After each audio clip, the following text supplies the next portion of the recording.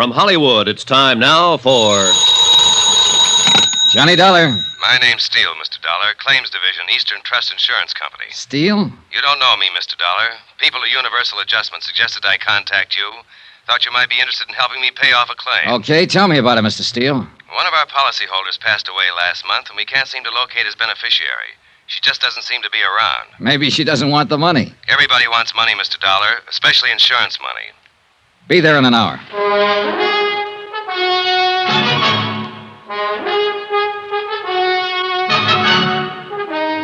Tonight and every weekday night, Bob Bailey in the transcribed adventures of the man with the action-packed expense account, America's fabulous freelance insurance investigator. Yours truly, Johnny Dollar.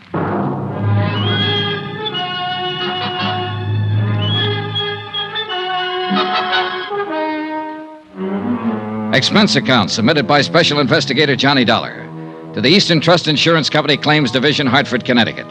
The following is an accounting of expenditures during my investigation of the Broderick matter. Expense account item 1, 25 cents bus fare. My apartment to the Eastern Trust Insurance Building in the office of Robert Steele. He was a big sandy-haired man in a tweed suit. We shook hands, looked each other over, and then got down to business. Now, Mr. Dollar, the deceased policyholder was named John Smith. John Adams Smith, age 67. Died in City Hospital, Charity Ward, 22nd of last month. Death certificate. Pneumonia. And other things. What other things? The intern who signed that certificate says Smith was pretty run down. Evidences of malnutrition, possible TB history. Not noted here, Mr. Steele. Doesn't make any difference. Smith was able to stand the exam for the policies when they were issued in 1943. You got him there? Yes. 1,500 total. Beneficiary, Lorraine Broderick. She the one you can't locate? She's the one. Any other possible heirs, family or anyone? No, Smith was all alone. No problems there. Any other material that might help to find Lorraine Broderick? Well, this stuff here, it might help you. I don't know. I just don't know. You sound discouraged, Mr. Steele. $1,500 isn't a lot of money, and the chances are Lorraine Broderick won't even remember John Adams Smith when you do find her. But I hope you do. I'm explaining this badly. Look here. You see? Mm-hmm. And here. And here. It's the same all through the book. Smith was absolutely religious about his payments. Never missed a one. Never let it slide one day. Now, I bet I've got the record of 20,000 policy buyers. But none of them reads like that. I'm impressed, Mr. Steele. Can you tell me why Smith died in a charity ward if he was this conscientious? He didn't have any money or friends or home. He made his living selling papers. Oh. We wouldn't have known about his death except for the fact that the coroner's office called us. What can you tell me about his beneficiary? Lorraine Broderick was just someone who stopped and talked to him one day while he was selling papers. She was 11 years old at the time. What? Yes. The agent who sold the policies used to buy his papers from the old boy. One day, Smith stopped him and said he wanted to do something nice for a nice little girl named Lorraine Broderick. So he began taking out the policies. The agent have any more background on that part of it? No. Lorraine Broderick met Smith that one afternoon and helped him sell his newspapers. Smith never saw her again after that. 1943. She must be 23 or so now. Well, I hope she grew up to be the kind of person he thought she was then. Oh, hardly any of us fill out the promise we have at 11 years, Mr. Steele. Then that isn't what I mean. I mean, if he met her that one day when she was a little girl and he made this gesture toward her, and it was tough for him to make those payments all those years. I hope she deserves it. The money doesn't mean anything, but that kind of endorsement from somebody, even an old bird who sells papers on a corner, is worth more than all the money in the world. Does that sound foolish, Mr. Dollar? Not a bit, Mr. Steele. Not a bit. Expense account item 2, $2. Cab fare to Lorraine Broderick's last known address. 1485 Cushing Street, a broken-down apartment house that had probably never seen better days or better neighbors.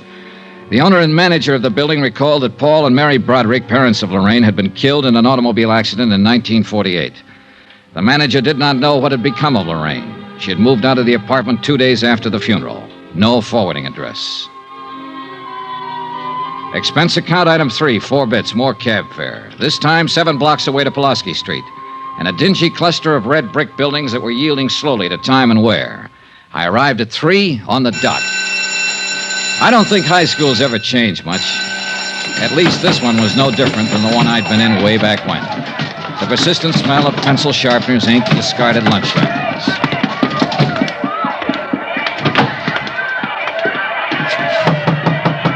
Yes? Sister Mary Regina? Yes, may I help you? Good afternoon, sister. My name's Johnny Dollar. I wonder if I could talk to you a moment. Dollar. Yes. Are you sure you shouldn't be speaking to Sister Amadea in the grade school? I don't believe we have any students named Dollar. Oh, no, sister. I don't have any children in school here. I've been hired by Eastern Trust Insurance Company to locate a beneficiary on one of their insurance policies. I thought perhaps you might help me. Well, I'll try, Mr. Dollar. I took a chance and came here because it was the nearest high school to the girl's address. Her name is Lorraine Broderick. Lorraine Broderick. Yes. The last trace I have of her was in 1948. She was about 17 then, possibly still in school, possibly this school. Lorraine Broderick. Mm-hmm. Sound familiar, sister? In a way, yes. Oh, there are so many, Mr. Dollar. Yeah, I just met about 3,000 of them out in the hall. Yes, I know. 1948. Benson, Brady, Broderick, Lorraine Mary Broderick. Oh. Yes, Mr. Dollar, your guess was very good. She was here in St. Charles from 1945 to 48, yes. I wonder if there's an address listed there, home address. 1120 Seaton Place. Oh, my, that's quite far from here. Parents deceased, guardian. Oh. Anything wrong, sister? Why, I remember Lorraine now, Mr. Dollar. Her parents were killed in an automobile accident in her senior year. Yes, and she went to live with her uncle, James Broderick, at this Seaton address. Oh, yes, I remember that lovely girl. She was in Sister Hildegard's class. That ties up with what I know about her so far, sister. Oh, I remember her so clearly. I can even see her face. Perhaps that was it, her face. Like an angel's, gentle and fresh and wonderful. The man who left her the insurance money must have thought the same as you do, sister. He saw her one day when she was 11. Oh, I have an annual from that year, Mr. Dollar. Would you like to see Lorraine? Yes. Right here. Yes, here we are. That's Lorraine Broderick. Beautiful, isn't she? Sister Mary Regina pointed to a group picture on one of the pages. It was labeled Girl Fidelity. Lorraine Broderick was in the first row, one of 30 or 40 self-conscious little girls wearing identical self-conscious expressions. Her hair appeared to be deep brown or black, her features soft and slightly cherubic. Undeniably, Lorraine Broderick had been a beautiful young girl. In all probability, she was a beautiful young woman, wherever she was. By 5 o'clock, I'd been to her uncle's address on Seaton Place. There I learned that Uncle James Broderick had died of a heart attack in 1950. The people at the address reported that Lorraine had lived with him up until the time of his death. She had worked in a dentist's office, they told me. As far as they knew, she still worked there. I made a phone call. Yes, sir? Johnny Dollar, Mr. Steele. Oh, how are you going on Lorraine Broderick? Well, I might need some help. Have you got a man? Sure. I've got her traced up to 1950, Steele. She worked for a dentist here in town. Uh-huh. Probably got her job in his office right out of high school. That meant she pretty well had to get it through a professional agency. That sounds reasonable. I got a man to check the agencies in town that specialize in that. Let me know.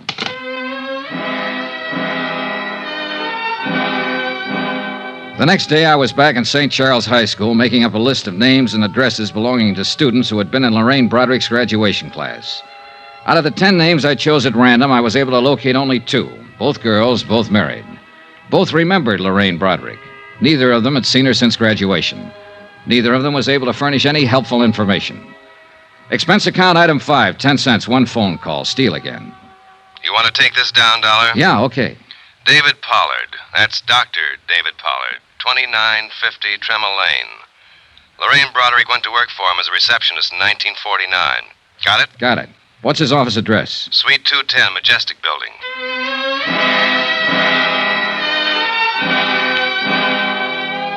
I got there about 5:15. There was no receptionist on duty. As a matter of fact, no reception desk.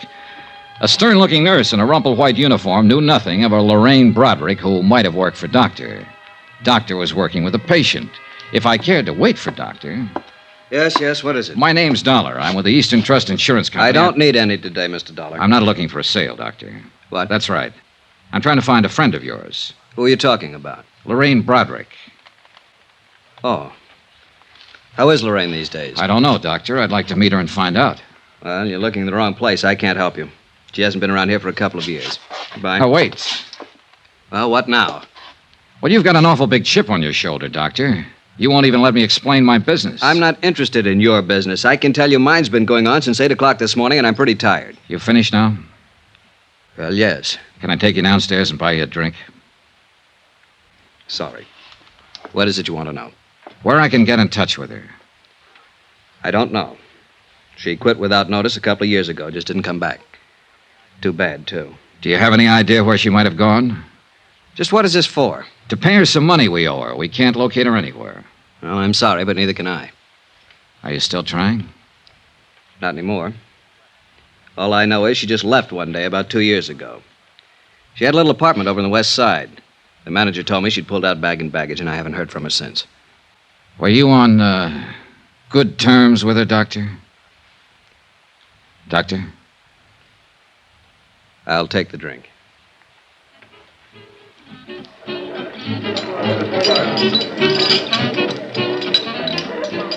Don't misunderstand me, Dollar. She was a real sweet girl. But there was something about her. I don't know. I hope you find her. Or maybe I don't. What are you talking about? She had plans of her own, plans she never told me about. Look, I was in practice 3 years when she came to work for me, fresh out of high school. With all of it, she still made me feel like a little boy in knee pants. That smile of hers you could take two ways. And the look that went with it. I'm sure she's met a lot of men since she walked out on me, and I'll bet all of them have found out the same thing. What's that? That they've been taken. You mean money? Oh, it wasn't the watch or the necklace or the loans every now and then. It was being taken worse. You know, being used and knowing you're being used. I don't quite get it. And I'll make it clear. That sweet, fresh, beautiful little girl was out to do everything and everybody for all she could get.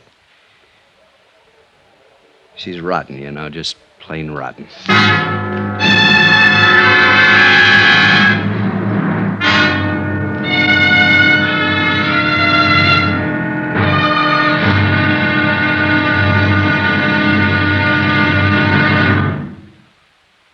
There'll be another intriguing episode of the Broderick matter tomorrow. Tomorrow, the expense goes way up.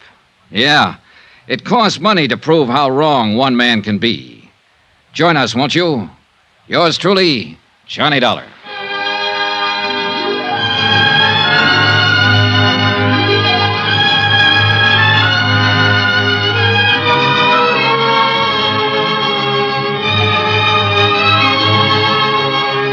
Yours truly, Johnny Dollar, starring Bob Bailey, is transcribed in Hollywood. Written by John Dawson. It is produced and directed by Jack Johnstone.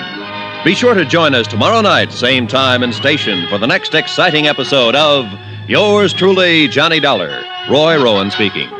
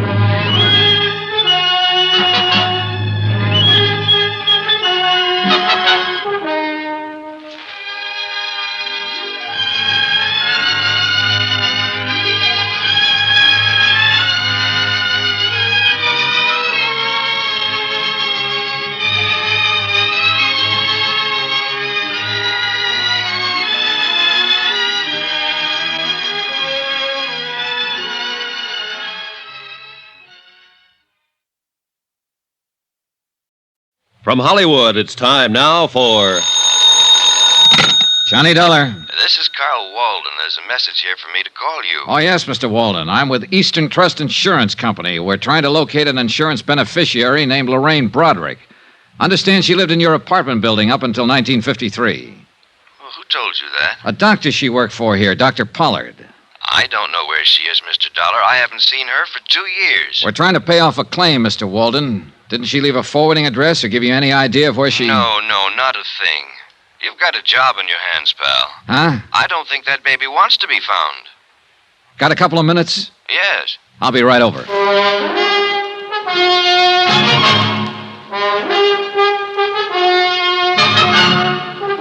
Tonight and every weekday night, Bob Bailey in the transcribed adventures of the man with the action-packed expense account, America's fabulous freelance insurance investigator. Yours truly, Johnny Dollar.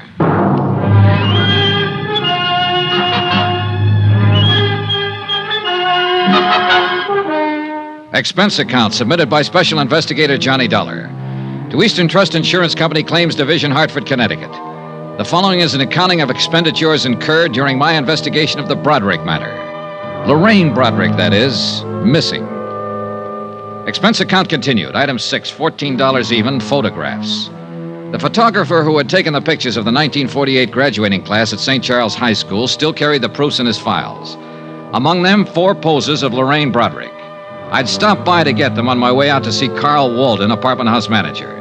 He hadn't changed his mind about anything since our phone conversation. No, sir, she doesn't seem to want anybody to know where she is. She'd have left a forwarding address or something like that. Instead, she pulled out in the middle of the night bagging baggage, and that's the last we ever saw of her. Just when was this, Mr. Walden? About the middle of December or so, 1953. Yes, it was a couple of years ago. Mm-hmm. Oh, you want one of these? No, thanks. I don't smoke. Can you think of any place she might have gone, Mr. Walden? New York City. Oh, why New York? Well, it's the closest place to go, isn't it, for somebody like her? I'm not so sure I know what she was like. I've had several different versions, Mr. Walden. Say, you talked to that doctor she worked for? Yeah. Boy, I'll bet his version was a pip. How do you mean? Well, she walked out on him. That poor guy was around here several times asking if we'd heard from her, if she'd written us a change of address. He didn't say it, but I think he had it real bad for her. Oh? Oh, yeah. And I didn't tell him about the other guy either. Well, suppose you tell me about the other guy, Mr. Walden. Well, why not? Well? Well, about a week before she left, I saw her in the hall a couple of times with this other guy. Big, gray-haired man, wore Homburgs and things like that. An older man, is that what you mean? Oh, no, not old. 45-ish, maybe. You know, expensive-looking character. Drove a caddy the size of a freight train, New York plates. He'd buy and sell this place with his pocket money. Happen to know his name? No. He never came around again after she moved out. But they were sure chummy while he was here. At least a couple of times I saw them together. Can't blame him. She was okay. Did she owe you any rent when she left? Nope. Did she give you notice she was vacating? Nope, just left. A note or anything? A $50 bill on the desk in an envelope addressed to me. That's all. That's it. Well, was she friendly with anybody else in the building? Well, not that I know of. People here keep pretty much to themselves. You know, it's a funny thing. What's funny? That old boy with the Homburg. I wonder why he never came around looking for her. Good question.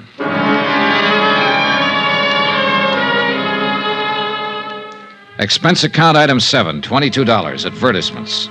I placed ads in the personal columns of every New York paper. Anyone knowing the present whereabouts of Lorraine Broderick, please contact.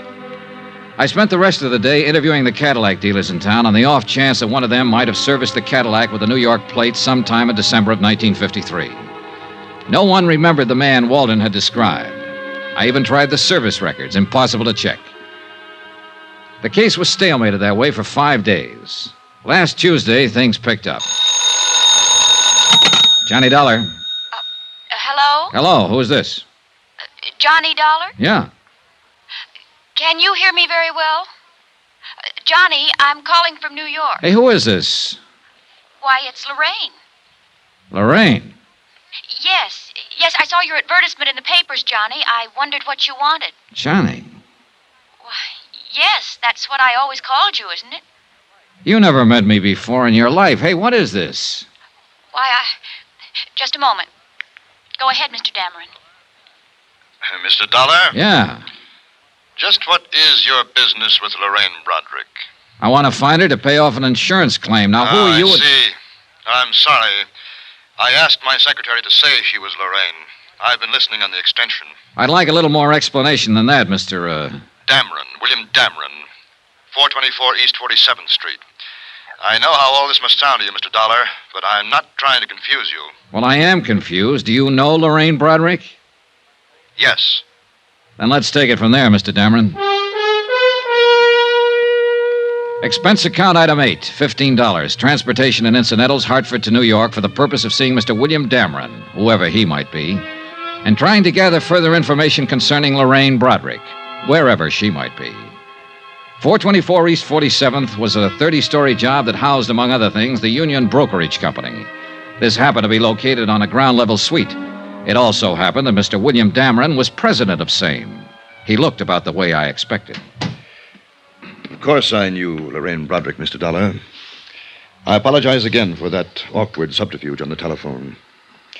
You say you represent an insurance company? That's right. May I see your credentials? Well, sure. Here you are. Investigator. Thank you. We're trying to pay off on a policy, Mr. Dameron. A man named John Smith left Lorraine Broderick a small estate of $1,500. I see. Can you tell me where she is right now? I'm afraid I can't. Oh, sit down, Mr. Dollar. Sit down, please. Oh, thanks. I take it you knew her in Hartford. That's right, I did. She came here to New York with me. Oh? Let me assure you, there was nothing improper about it. I met Lorraine when she was working for a dentist there, a doctor... oh, whatever it was. I happened to have had a little dental trouble on a trip there. I found the dentist and I met her. When I suggested she drive to New York with me, I did it with the understanding that we were to be married here.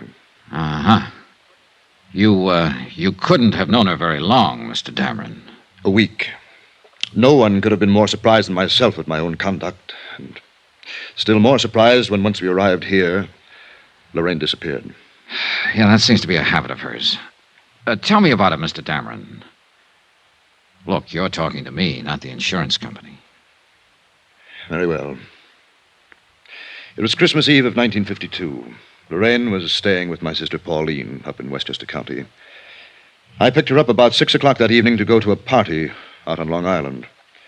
Between here and Long Island, we stopped for gasoline. I left the car for a moment, and when I came back, Lorraine was gone. And, well, that's it. Did you see her or hear from her after that? No, I didn't. Did she leave a note in the car, a message of some kind? No. I don't quite get this, Mr. Dameron. You were going to be married after you knew her only a week. You brought her here to New York, and a few days later, she just stepped out of your car in a filling station and disappeared. It was quite reasonable from her point of view, I suppose. But not from mine. It doesn't make sense. Did you have a fight, an argument or something? Oh, no. Well, what was it? Nothing. I don't think I would ever have argued with Lorraine. Lovely, gentle, sweet. Yeah, I know. What about her things? What things? Well, her clothes out at your sister's. Didn't she send for them, or what? Oh, no, she only had 2 small bags. They're still there as far as I know. Well, what did you do? Did you call the police? No, why? Well, I would if a girl I was going to marry disappeared like that. No, I'm afraid a call to the police would have been, well, rather awkward, a man in my position. Let me ask you this. Do you have any idea why she walked away? Yes. Perhaps it's of no practical value to you, though. Any information I can get will be helpful, Mr. Well, all right, then. I think Lorraine was frightened. Of what? Of life, Mr. Dollar. Not people or circumstances, but life. Yes. You say that with a lot of conviction. Yes. Lorraine had always been, well, a poor girl. She lived with a rather decrepit uncle for a time after her parents were killed in an automobile accident, she said. And I think that I offered her the happiness and security she had always longed for. But I also think she was not mature enough or adjusted well enough to accept it. This is of no value, is it? Well, it might be. Can you tell me if she ever spoke of any ambitions? Maybe she wanted to go on the stage or become a nurse, something. Lorraine simply wanted to be my wife and live here. I can see you find that difficult to believe when I'm almost old enough to have been her father. But that is not the reason Lorraine walked away from the car that night. Believe me, Mr. Dollar, unless I'm terribly mistaken, she was very much in love with me and wanted to marry me. Have you tried to find her, Mr. Dameron? No, I have not. I waited around the filling station that night hoping she'd return, but I didn't report the matter to the police, as I said before. I intended to hire private detectives to locate her, but then I gave that up, too. I'm afraid I don't understand this. If you loved her. Would this make it more understandable? Lorraine was a rational, normal human being when I left her in that car. No one forced her away from it, or me. The man at the filling station said she merely stepped out and disappeared down the street. She left of her own free will, for her own reasons. I think I see your point. Thank you. I've hoped that one day she would appear at my door, contact me, come to me. But she hasn't. The most matchless woman I've ever known. Is there any way I can help you more concretely? If you could tell me the exact location of that filling station. Yes, I believe I can do that, but why? Last place she was seen alive. Oh, that word alive. Just a word, Mr. Dameron. Have you spoken to many people who knew her? A few. The dentist she worked for, an apartment house manager, principal in her high school. Mm-hmm. Yeah, I think they all told me the truth. The what? The truth. You know, how it actually was. What really happened. Oh, Mr. Dameron, she would have run out on you in Westchester, taken a cab from your sister's place with her luggage, or she could have come to you and called off the marriage. Mr. Dollar, Now, looking at you and talking to you, anyone would be impressed by the fact that you're a reasonable and understanding man. I am. She could have left you a dozen easier ways, Mr. Dameron, but it doesn't stand to reason that she'd step out of a car on Christmas Eve on the way to a party and disappear. With no luggage, with the clothes on her back, and no more. Women don't do things like that. They want an overnight bag, a change of clothes, somewhere to go to. It doesn't make sense. But that's exactly what she did. They don't do it that way unless there's a mighty good reason. A real gilt-edged reason, Mr. Dameron. Something that says what's ahead is better than what's being left. How much did she swipe? What? What did she take? How much? Close to $6,500. $6,500. Lovely, sweet, gentle. She took it from the wallet in my overcoat while I was talking to the filling station attendant. I would have given it to her gladly. All of this, everything. But she had to steal it from me. She had to steal it from me like some common little thief. There's truly no fool like an old fool. Is there, Mr. Dollar?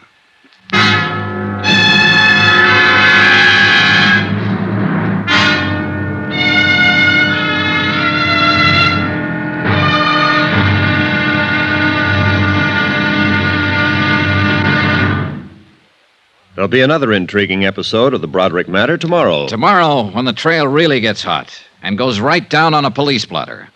Join us, won't you? Yours truly, Johnny Dollar.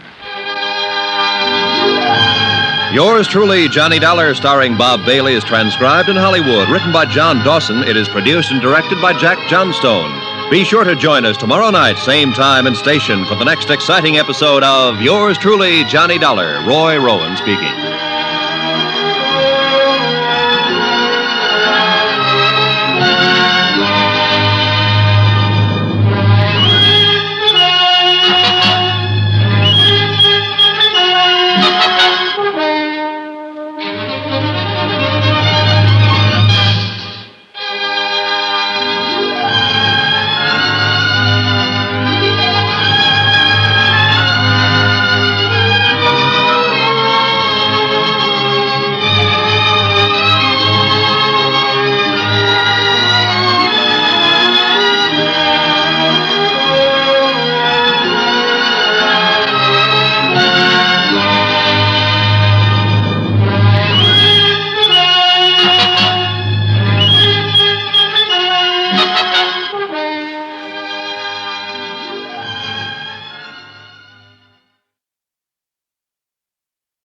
From Hollywood, it's time now for Johnny Dollar. Bob Steele, Eastern Trust. How's New York? Fine, but I haven't found Lorraine Broderick yet. How about your lead? What was his name? Dameron? He hasn't seen her since Christmas Eve, a couple of years ago. She walked out on him with $6,500. What now? You, want to keep on with it, Mr. Steele? Sure, we have to pay her off, even if it is only $1,500. But you sound like this was all the farther you want to go. It might be at that. Oh, what did you say? Look, a sweet old man left a nice little girl $1,500. Apparently, I'm looking for a grown woman who isn't very nice anymore. Beside the point, isn't it? Yeah, I guess so. Okay, Steele, I'm still on the case.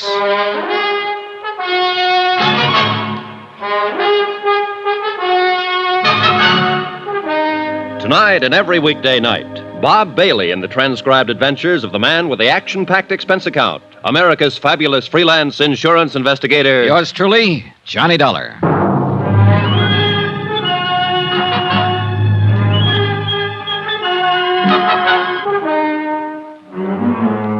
Expense account submitted by Special Investigator Johnny Dollar. Location, New York City, New York. To the Eastern Trust Insurance Company, Claims Division, Hartford, Connecticut. The following is an account of expenditures during my investigation of the Broderick matter. Subject, Lorraine Broderick. Object, to locate her and pay off claim. Results, disillusioning. More expenses. Item 9, $3 cab fare. From the plush offices of William Dameron to a filling station out on Long Island. To check his story of Lorraine's disappearance. A major oil company owned and operated the filling station where Lorraine Broderick had last been seen. Their payroll records named 3 attendants on duty, Christmas Eve, that is, in 1953. Item 10, $28, more cab fare, and don't squawk about it. I located and interviewed all 3. Enclosed fine statement of Edward Quinlan. Sure, I remember that chick. Better looking than this picture, I'll tell you that. She drove in with this old guy, Dameron, you said, yeah. Well, he hadn't been away from the car 20 seconds before she was out walking down the street as fast as she could, long dress and all. When he come back and asked what had happened to her, I told him. So he went and sat in his car for maybe a couple hours waiting for her to come back. I knew she was gone for good.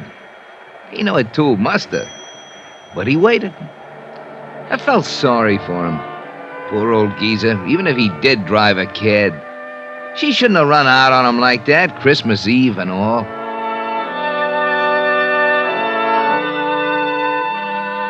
Pauline Dameron Whitfield, sister of William Dameron, living up in Westchester County, verified her brother's story. Lorraine Broderick had left all of her clothes and bags at her house. Mrs. Whitfield had not heard from her or seen her since Christmas Eve, 1953. A check of the luggage revealed no information that would be helpful in locating Lorraine Broderick. The following morning at the New York Police Department downtown, I requested a missing persons investigation on Lorraine Broderick. She was booked in under an alias, Jane Brown. When I got to court, she gave her right name, Lorraine Broderick. What was the charge, Sergeant? Misdemeanor, drunk, disturbing a peace. $25 in night court, April 25th, 1953. That the only time she made the blotter? Yep. What's the address, Sergeant? 1346 Yardley. 1346 That's 2 Yardley, years ago. Thanks. At the address on Yardley, I learned that Lorraine Broderick had moved 18 months before. Again, there was no forwarding address, but the landlady turned out to be quite talkative. I'm glad she moved away from here, Mr. Dollar. I'd like to help you find her, but I'm awful glad she moved away. Why do you say that, Mrs. Gaines? Noisy. Parties all the time. I run a quiet place, you know. Yeah, I'm sure you do. When she first come here to rent the apartment, I thought she was the quiet type. Nice. She looked like she was just out of finishing school or something like that. Oh, she couldn't have been more than 20 years old. Well, maybe a little more, 22. She told me she was a secretary and she worked in Manhattan. Well, I let her have the apartment, of course. She paid her rent in advance, in cash. But once she was in, it was a different story. Yeah. Did she tell you where she worked in Manhattan? No, she never quite got around to mentioning that. Anyway, she couldn't have worked very hard. All the dates she had, night after night, honestly. Do you happen to know any of them, Mrs. Gaines? I do not. Big, noisy parties. Well, did she go with any particular man? A smart little girl like that sticking to just one man? I don't know whether she was very smart at all. Was she friendly with anybody in the building? Nope. Any idea where she might have gone from here? Nope. All I can say is I'm glad she don't live here no more. I went back to police headquarters. It had occurred to me that hardly anyone is ever arrested for being drunk and disturbing the peace alone. I was right. The night court files revealed that Lorraine Broderick had been arrested with 5 other people, 3 men and 2 women. I took down their names and began to check them out. Number 3 down the line was a man named Tyler in the hosiery business. Yes, he remembered Lorraine Broderick very well. No, he hadn't seen her for 6 months, but he could tell me where she lived. He'd seen her going in and out of an apartment on 61st Street several times. He gave me the address. The boy will take your bags. Will he? Yes, sir. May I help you? I'm looking for a Miss Lorraine Broderick. Broderick? Yes. I'm sorry, sir. We have no one by that name registered here. That's funny. I thought at first you were going to say Lorraine Bradley. We had a Mrs. Bradley here at one time. Oh. Did Mrs. Bradley look anything like this picture? Yes, that's Mrs. Bradley. Bradley, huh? How long ago did she move out? 4 months ago, anyhow. Do you have her forwarding address? No, sir, I don't. I wish I did. Huh? Mrs. Bradley wrote us a bad check for her rent. We've been trying to locate her. Did you report it to the police? Yes, sir. I understand she's been quite active along those lines. They're looking for her, too. For the third time in one day, I was back at police headquarters, this time inquiring about a Lorraine Bradley. There were 5 wants on her for passing bad checks. Gave it up about 4 months ago here in New York, looks like. Then we got a buzzer from Chicago. She was there for a couple of weeks. Wrote about $600 in wallpaper. San Francisco people are looking for her, too. Here's something came in yesterday. Last job in Santa Barbara 3 days ago. Expense account item 11, $4.05. One long-distance phone call to Mr. Steele at Eastern Trust in Hartford. Using the name Bradley, huh? Yeah, it's probably just a phony. No record of a marriage in New York City to anyone that name. I looked. What's wrong with her, anyhow? I don't know. Well, you better get out to the coast and find out. Item 12, $38, hotel, board, and miscellaneous while in New York City. Item 13, $258.60, New York to Santa Barbara. A little town by the Pacific that impressed me as not caring one thing about the rest of the world. Sun, sea, a pleasantly crowded harbor, some sprawling hotels, 2 lush green golf courses, and acres of smug, expensive homes. At the police station, a Sergeant Martin was out, so I went over to the harbor inn to meet the latest victim of Lorraine Broderick's talents, a hotel operator named Harrington. Tall, gray-haired, slack, sport shirt, suntan, and sandals. I suppose I'm avoiding this business and your questions because I still feel quite chagrined about this whole thing. Pretty understandable, Mr. Harrington. On the face of it, you'd think I'd been in the hotel business 30 seconds instead of 30 years, the way she took me. Well, if it's any comfort, she's done the same thing in several cities and as many hotels. No comfort, thank you. She was that good, huh? Brother, she was the best. She pranced in here as big as life, probably didn't have a nickel in the purse. What's more, for the whole 4 days she was here, she didn't break stride once. Only the best of everything. Uh-huh. Let's see, she gave you a check for $813, is that right? Painfully right. And I took it. No questions. Every night in the dining room, she'd order champagne, special dishes. I'd give you some idea of how she carried on. Yeah, I get the idea. I've seen my share of grifters and bad check artists, but she tops them all. Perfume, clothes, luggage, conversation. Can I ask you a question? I'm humiliated already. Go ahead. She checked in here alone, registered as Mrs. Lorraine Bradley, Beverly Hills, right? That's right. Well, now, didn't it strike you as odd that a woman would check in a place like this, a resort hotel, alone, stay 4 days, and meet no one, see no one? You're wrong. She didn't keep to herself. Became friends with at least half a dozen guests in the place. And the way she was throwing my money around, why not? She picked up all the tabs. She threw me off right from the start. Let's talk about that. Start at the top, please. Well, she showed up last Wednesday night in a cab loaded down with luggage. Probably wrote a bad check for that someplace. Probably. She came swinging into the lobby with the cabbie following her. Told the night clerk she wanted to see me. When I came down the stairs, she yelled, "Harry!" Ran up, kissed me, asked me how my wife was. You beat that. No. One of those tricks that your mind plays on you, I suppose. I actually thought I did remember her from somewhere. Pretty good. What was her story? She said she was on her way back from Lake Tahoe, wanted to rest up. Something about just getting a divorce, being awarded $3,000 a month alimony. That impressed me. It would impress anyone, Mr. Harrington. Did she make up any kind of a story about where she'd met you before? No story. But I got the impression, and of course she saw to it, that she had stopped here before. I wasn't altogether a boob. I did check her home address in Beverly Hills. There was a Robert Bradley listed there, same address she gave. Later on, I found out that he's in Europe with his wife and children. But his name was in the book. Oh, yes. Say, getting back to that part about her being familiar. That's just a good trick on her part, Dollar. I did think I'd known her from somewhere, and, well, she also arranged it so that I was too embarrassed to ask her specifically. In all honesty, I suppose I wanted to have known her. Can you explain that? She was about the most beautiful thing I ever saw.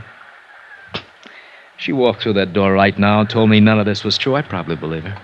Mm-hmm. Do you have a copy of her hotel account? I'd like to look it over. Why? Oh, the phone calls, mostly. Maybe she contacted someone we can trace. Mm-mm. No phone calls. Here. This check was drawn on a bank in Beverly Hills. Was it personalized? No. Maybe I should have thought something of that. No, not particularly. Well, here's this much. I can't stand to look it over. It makes me kind of sick. $813. I spent another hour with Mr. Harrington as he distastefully covered the items on the bill she'd paid for with that bad check. Later that afternoon, I met with Sergeant Martin, Santa Barbara Police, who reported that a woman answering Lorraine's description had passed bad checks in Burlingame, Santa Maria, and Ojai, California. Expense account item 14, $102.85. Transportation to Monterey and Santa Cruz, where I interviewed two other hotel managers who would file complaints. Their stories were pretty much the same as Harrington's, down to the pretended familiarity, the divorce, and alimony details. Item 15, $4.15. Long-distance phone call, Steele again in Hartford. That you, Johnny? Yeah, Mr. Steele. I've been hopping around all over the state. Policeman in Santa Barbara called here trying to find you, Sergeant Martin. He says he's got a line on her. Huh? He's done it again. Hop down to Malibu Beach. The man who runs the seaside inn there found out her check was bad 15 minutes after she left. Now get started. You shouldn't be more than an hour behind her. Mr. Steele, I'm on my way.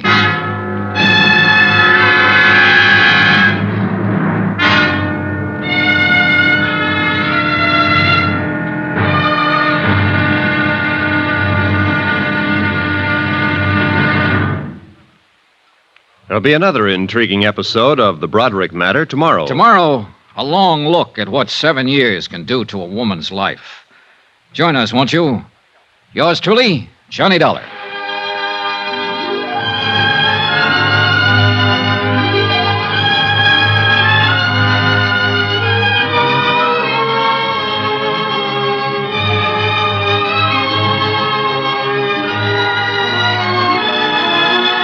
Yours truly, Johnny Dollar, starring Bob Bailey, is transcribed in Hollywood. Written by John Dawson, it is produced and directed by Jack Johnstone.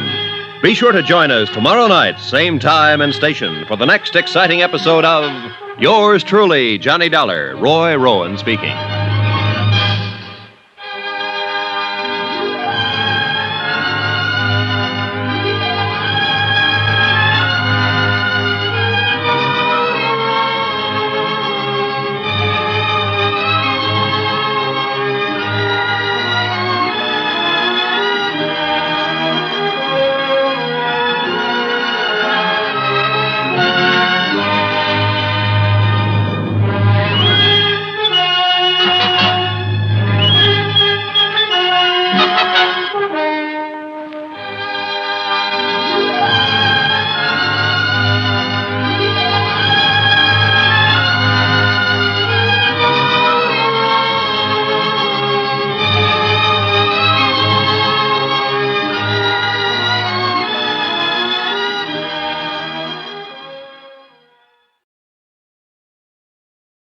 From Hollywood, it's time now for Johnny Dollar. Dollar, my name's King, Malibu Sheriff Station.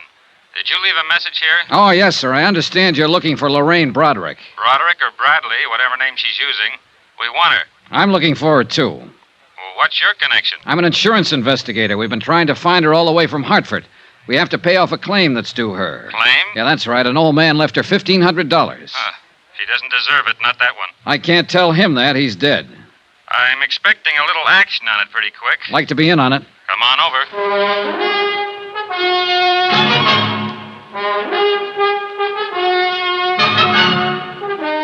Tonight and every weekday night, Bob Bailey in the transcribed adventures of the man with the action-packed expense account, America's fabulous freelance insurance investigator. Yours truly, Johnny Dollar.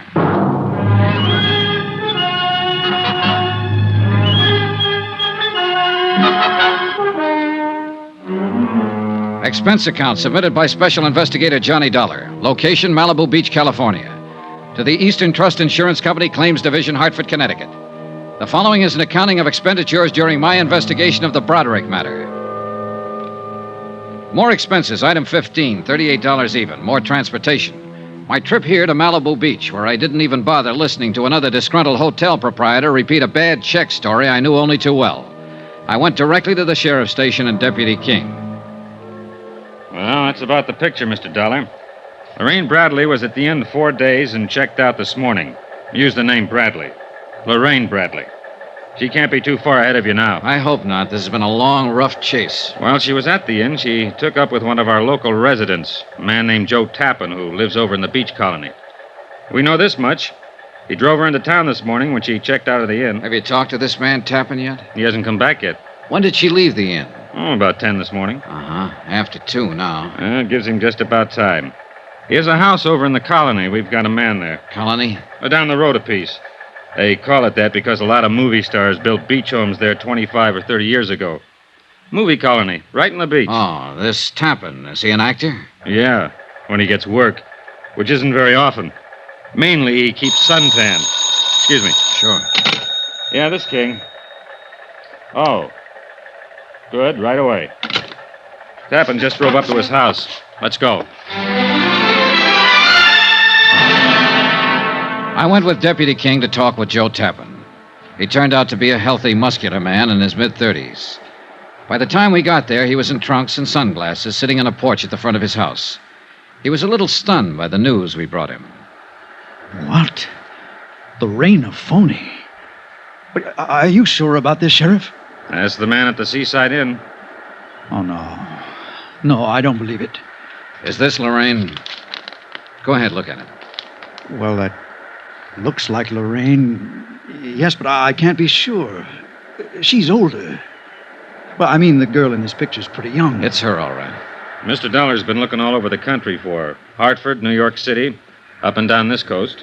Well, come on. Let's go up to the house. I thought I knew her pretty well. How long did you know her, Mr. Tappan? Well, not long, but I knew her. I really did. When did you meet her? The first night she checked into the Seaside Inn. 4 days, then? Yeah. Want something to drink? No. No, thanks. Well, I think I'll have... No, I don't want to talk about her. We have to talk about her, Mr. Tappan. But I'm sure there's some explanation about the check. She'd have to explain quite a few checks. Right, Dollar? Yeah, that's about it. Mr. Tappan, I understand you drove her into Los Angeles this morning. That's right. I took her to the Beverly Glen Hotel. Did she check in there? No, she just dumped her luggage. She told me she didn't know whether or not she'd have to go to Chicago tonight. Something about a house she owned there that had to be rented or sold. Uh-huh. Did you leave her there at the Beverly Glen? No. She made a phone call and said that she had to meet her lawyer. Did she say where? A bar in Hollywood. The Topper, I think it was, on Cahuenga Boulevard. I drove her over there and left her. When was this? A couple of hours ago, I guess. About noon. How was she dressed? Black, strapless, wore a fur stole. Did she mention any names, tell you anything about herself? Oh, yes. She told me that 6 months ago, a little boy was killed in an automobile accident. He was only 2 years old. She said that was the thing that broke up her marriage to this Bradley. Uh-huh. And she told me that she needed to believe in something again. Someone. And that she needed someone to believe in her.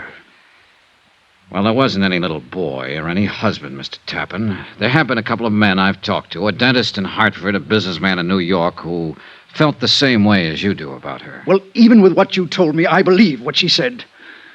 Why, she cried a little when she was telling me.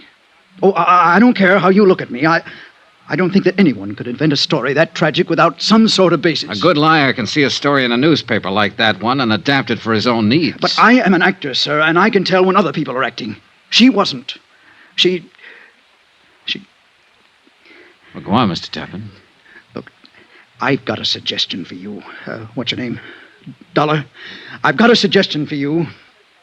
Try believing what people tell you sometime. It'll do something with that habit you have of bearing down with your eyes. Okay, the next time I have 2 weeks off. What? See you, Mr. Tappan. I drove into Hollywood with Deputy King. At the Beverly Glen Hotel, a worried clerk was still wondering what to do with the 14 pieces of luggage Lorraine Broderick had deposited there earlier. No, she was not registered at the hotel. No, she hadn't phoned in and given him any instructions. Deputy King made arrangements for a man to cover the lobby in case she showed up to claim her things, and we went into the topper. What'll it be, gentlemen? Police. I'd like to talk to the man who was on duty here at noon today. Oh, that's me, sir. Is anything wrong? Now, this is Mr. Dollar. We're trying to locate a woman who's been using the name Lorraine Bradley. We were told she was in here around noon today. No, I don't recognize that name, sir. About 5'5", dark brown hair, brown eyes, 24 years old, wore a black strapless summer dress and a stole. Yeah, it's 24. No. Nobody like that in all day. No, so noon is a pretty slow time, sir. I'd have noticed if anybody like that came in, I think. Have you been on duty all that time? I came on at 10. That's when we opened. Are you sure this is the right place, the topper? Now, this is the place. Well, I wish I could help you, sir, but I'm sorry. Excuse me, will you? Well, we struck out. One thing. What's that? That luggage at the Beverly Glen. Yeah. We'll keep an eye on it.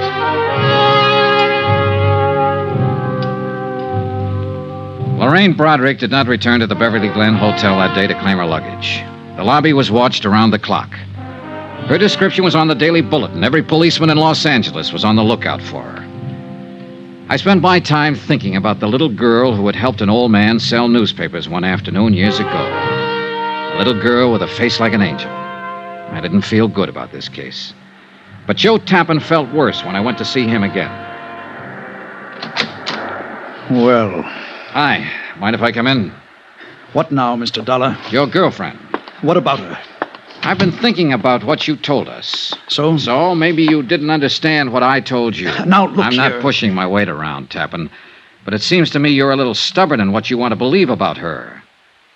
How old did she tell you her baby was that she lost in a car accident?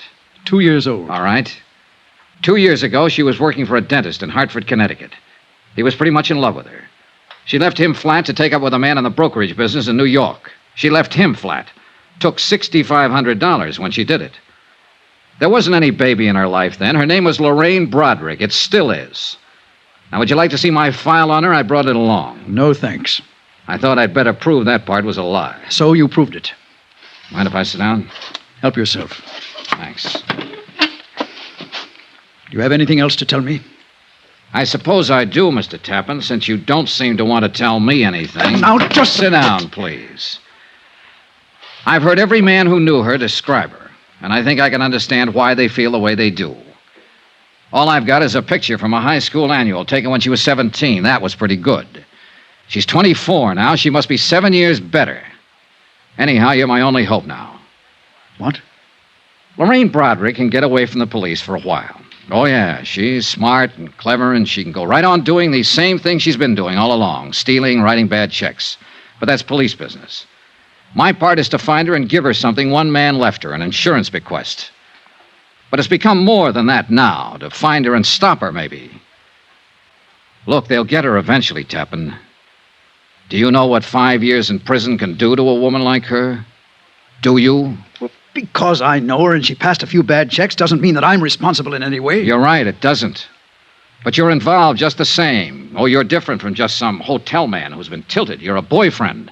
True, just a 4-day boyfriend. But a woman like Lorraine Broderick can do a lot of damage in 4 days' time. Why are you here? What do you want? I'm here to disillusion you, Tappan, because I don't think you're disillusioned enough. Now, just You're a perfect stranger to me. I don't know you from a Grand Rapids chair, but I'm doing you a favor talking to you about Lorraine Broderick. I'm doing you a favor telling you she's a crook and a thief and a forger, and everything she ever told you was a lie. Now and then a woman walks into a man's life that he'd sell his soul for. But all she'll do in return is write you a bad check for it. She's trouble in a great big way, Tappan. You know it as well as I do. Well, what do you want me to do? Apologize for meeting her? I'll be satisfied if you tell me where she is. What? And stop lying. Now, look here. I've listened to all I want to Lorraine listen to. Broderick never went to that bar in Hollywood you were talking about yesterday. You didn't drop her off there. No one there has ever seen her. And she's the kind who could walk around the polo grounds with 50,000 other people and still be seen. Now, where did you take her? Where is she now? Could it be fixed so she wouldn't know I told you? I suppose so. She's at the Wentmore downtown, registered under the name of Evelyn Brady. Oh, this beats me, Dollar. I just don't understand it. What do you mean? How what you told me is true, I know that. But an hour ago, she called me up here and she said, "Joe, I love you." Now, that sounded true, too. And I told her that I loved her. Now I'm turning her in. What kind of crazy world do we live in?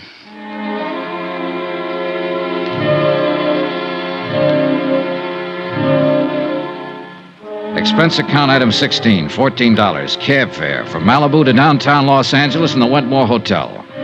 A second-rate old-timer on Figueroa Street. A little different from the swank spots where Lorraine Broderick had lived so gaily. The clerk told me she was in 1302. I walked down the hall to Lorraine Broderick's room. The door was standing partially open. All of the lights seemed to be on. Hello? Hello? Hello, anybody? Move it! Huh? Get out of this room! What? Get away! You're out, jump! I'd found Lorraine Broderick at last. Only she was standing on a ledge outside the window, all ready for a leap into eternity.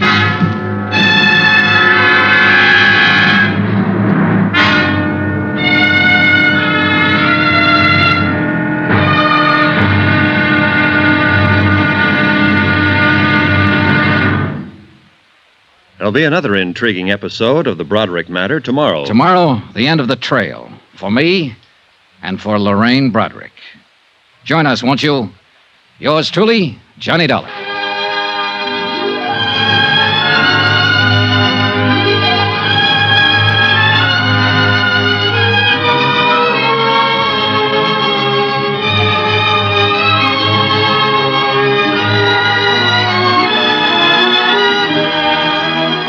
Yours truly, Johnny Dollar, starring Bob Bailey, is transcribed in Hollywood. Written by John Dawson, it is produced and directed by Jack Johnstone. Be sure to join us tomorrow night, same time and station, for the next exciting episode of Yours truly, Johnny Dollar. Roy Rowan speaking.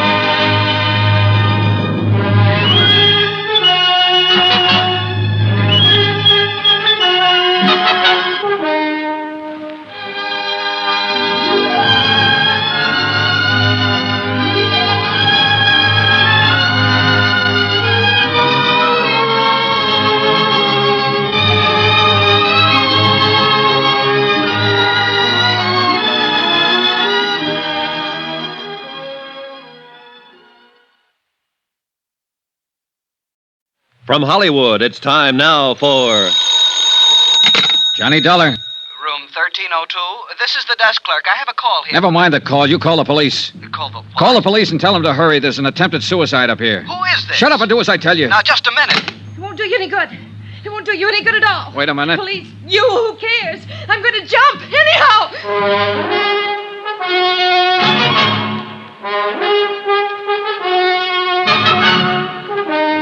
Tonight and every weekday night, Bob Bailey in the transcribed adventures of the man with the action-packed expense account, America's fabulous freelance insurance investigator. Yours truly, Johnny Dollar.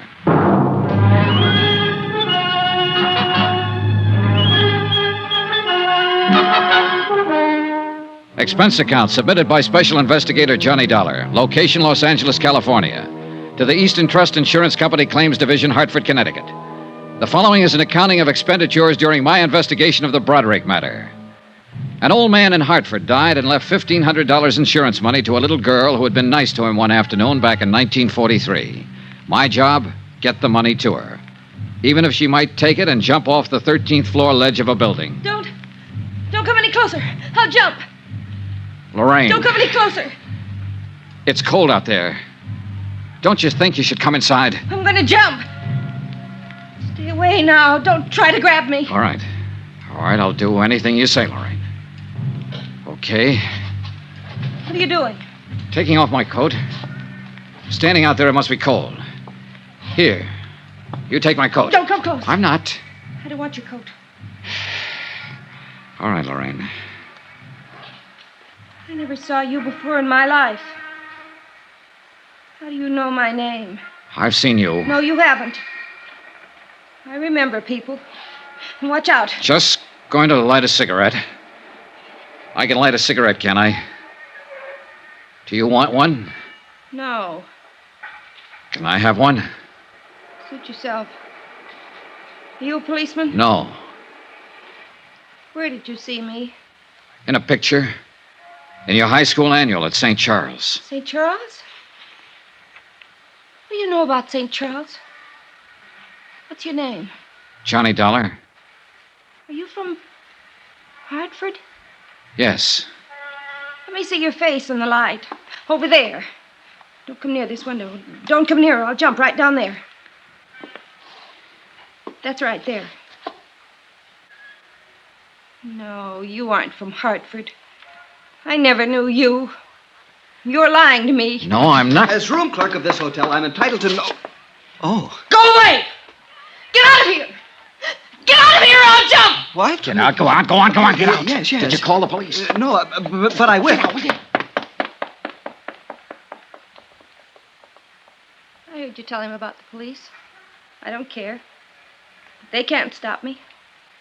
Nobody can stop me. No, I suppose not, Lorraine. You can jump any time you want to. I can't stop you. I wanted somebody to call the police. I want them all down there. When the crowd's big enough, I'll jump. And I'm not afraid to do it. I'm not afraid. I know that. Lorraine, why don't you come away from the edge? I won't hurt you. Everybody hurts me. You would, too. Why do you want to jump, Lorraine? I have my reasons. Look. There's a couple of people down there who see me. They're looking up here. They'd like to see me jump. Look. They're stopping other people. They'd all like to see me jump. I don't think they'd like to see that at all, Lorraine. Oh, yes, they would. Those people down there would love to see it happen. You'd like it, too. No, I wouldn't. I want you to live, Lorraine. You're afraid, aren't you? Yes, I am. Why? Dying is something all of us face. If you die here tonight, it makes me a little afraid of dying. I don't like to be afraid of anything. Neither do I. You must be afraid of something. I'm not afraid of anything. I've never been afraid of anything. I'm going to jump down there, and that proves I'm not afraid. I don't believe you, Lorraine. I think you were afraid to love Dr. Pollard in Hartford. I think you were afraid to marry William Dameron in New York City. I think you've been afraid of everything and everybody that was good for you for a long, long time. Don't come closer! Would you like to talk to a priest, Lorraine? No. Look, sometimes a priest can help you when you're all mixed. You're so worried I'm going to jump off here any minute you'd say anything. Or try anything. I don't even know what you're doing here. Why you came here. I told you, Lorraine, I've been looking for you. Tell him to go back! Tell him all to go back or I'll jump! Go back. Go on back, you crazy fools. Get back. It's all right. They aren't coming. I don't want anybody here. A lot more people down there in the street now. Oh, they're getting the big lights up here. Golly. Lorraine, look at me. Look toward me. What? I want to help you, Lorraine. Nobody wants to help me. Nobody's ever wanted to help me. You're wrong. Then why did Mama and Daddy die? Why did they have to die? Why did Uncle Jim die? Why was I left alone? Why didn't I have anybody? You did have somebody. You had Dr. Pollard if you wanted him. You had William Dameron. Did you meet William? Yes, sure, last week. He's still very much in love with you, Lorraine. After I stole money from him and walked out on him? Oh, the money meant nothing to him. He still loves you, Lorraine. He told me so. I don't love him. I never loved him. He thought so. He was just nice. Why did you leave him that way? I'm no good. I never have been. You know. I've never been any good to anybody. You're lying to me about him. Would you like to talk to Dameron? I can get him on the phone. No, I don't want to talk to him or to anybody I know. But after I jump, you can tell him something for me. Sure. Tell him I meant to send the money back to him. I didn't. You can tell him I loved him. He'd feel good if you told him that, I think. All right. Go back! I don't care who you are! Go back or I'll jump right now! Wait! Close that hall door. If you want to see me jump, you'll have to watch from the street, down there with the others. Close it! Was he a policeman? I suppose so. I don't know. He looked foolish. Oh, Lord, he looked foolish. Yeah, well, we all look foolish at one time or another. It passes. Do I look foolish? Yes. Yeah, you look foolish. You're not going through with this. You know that for the first time in my life, I know exactly what I want to do, how I want to do it. I'm going to jump. Somebody's on the roof out here. They have a net. A big net. From what I know about you, I thought you always knew pretty much what you wanted to do in life. Oh, that's funny. Oh, that's very funny. I knew what I wanted in life. I never knew anything. And it's all botched up. Mom and Daddy died. I should have died, too. I should have been with Mama and Daddy when they were killed in the car. Well, it won't be long. I'll be with them. I won't be tired anymore pretty soon. Those men with a net up there. Lorraine, wait. Wait for what? You said you talked to people who've known me, who know what I was and what I am. Well, I didn't turn out the way they wanted me to, did I? I didn't even turn out the way I wanted to be. Look at me. Why should I wait? One man had more faith in you than anybody else. They're trying to lower that He was an net. old man named John Smith. He sold papers back in Hartford. Old John Smith. Lorraine, I think I'd better... you met him one day when you were a little girl. You helped him sell his papers one afternoon. It meant a lot in his life, an awful lot. Do you remember him? No. You were 11 years old. You lived on Cushing Street. Yes.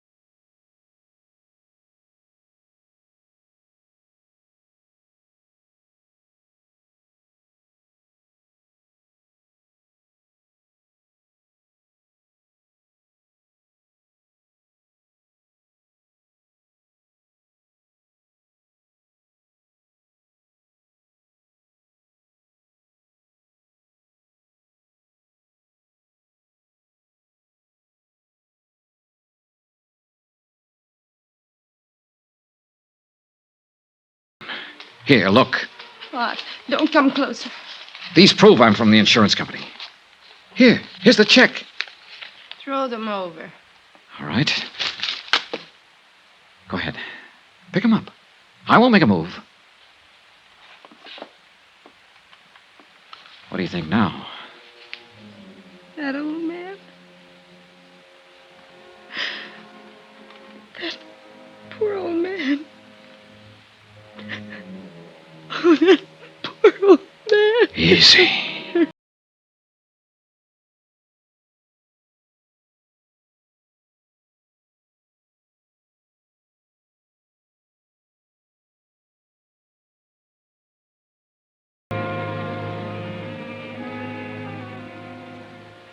Expense account item 17, $5.50, martinis. I needed them. It was my first and I hope my last half hour with an intended suicide. Attach find insurance check payable to Lorraine Broderick for $1,500. The psychiatrist who examined her believed that she will make a complete recovery in time. Until such time, she's not classified as a responsible person. I notified 2 parties of the events at the Wentmore Hotel. 1, Mr. William Dameron in New York City, who arrived in Los Angeles yesterday morning. 2, Joseph Tappan, who has already secured legal counsel for Lorraine Broderick when she answers the bad check charges against her. As you know, in matters like this, restitution is usually preferred to prosecution. Expense account item 18, $185. Transportation back to Hartford. Total, $1,132.14. Yours truly, Johnny Dollar.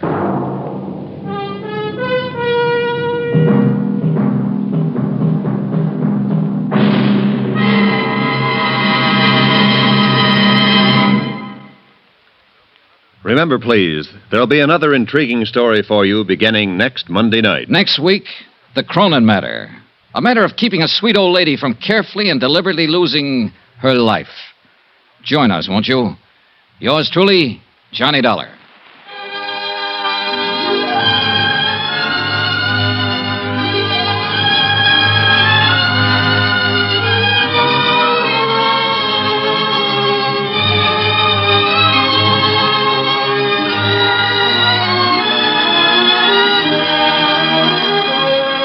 Yours truly, Johnny Dollar, starring Bob Bailey, is transcribed in Hollywood. Written by John Dawson, it is produced and directed by Jack Johnstone. Heard in this week's cast were Eleanor Audley, Barbara Eiler, Virginia Gregg, Carlton Young, Harry Bartell, Herbert Ellis, John Daner, Marvin Miller, Tony Barrett, Frank Gerstle, Chester Stratton, and Lawrence Dobkin. Musical supervision by Amerigo Marino. Be sure to join us on Monday night, same time and station, for another exciting story of yours truly, Johnny Dollar. Roy Rowan speaking.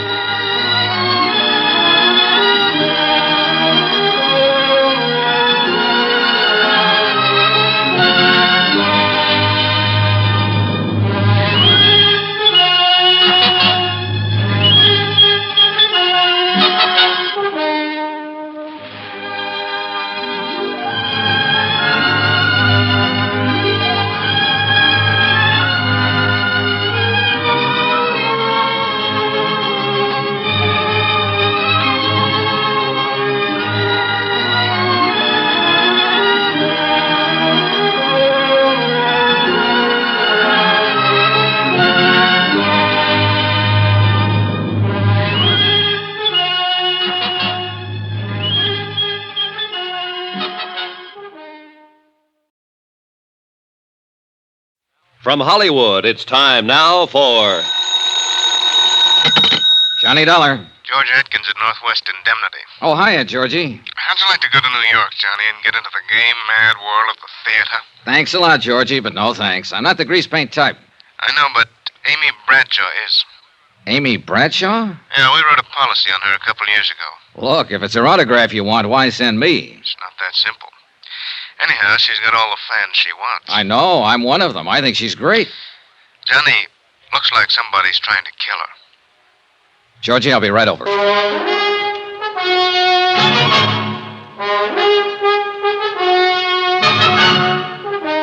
Tonight and every weekday night, Bob Bailey in the transcribed adventures of the man with the action-packed expense account, America's fabulous freelance insurance investigator. Yours truly, Johnny Dollar.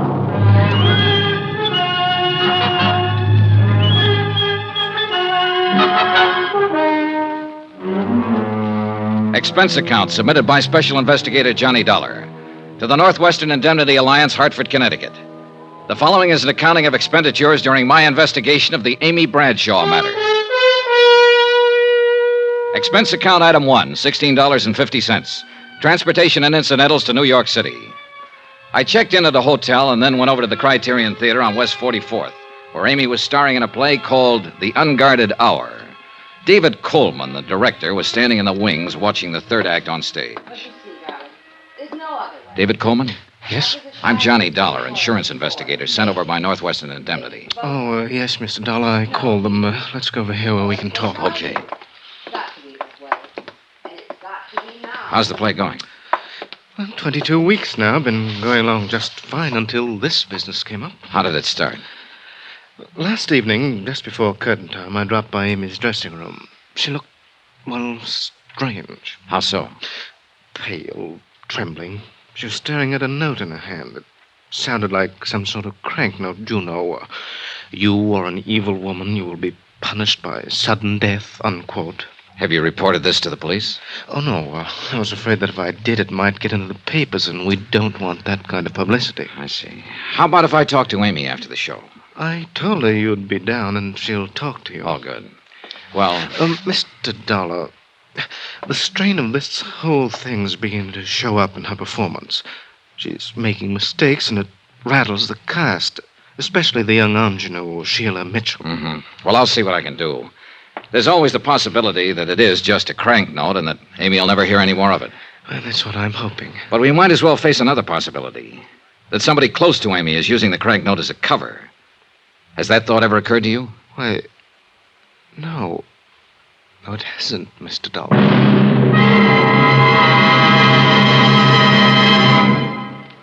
We will continue with the Bradshaw matter in a moment. Friends, how'd you like to thrill your favorite youngster with some of the most exciting toys of the year?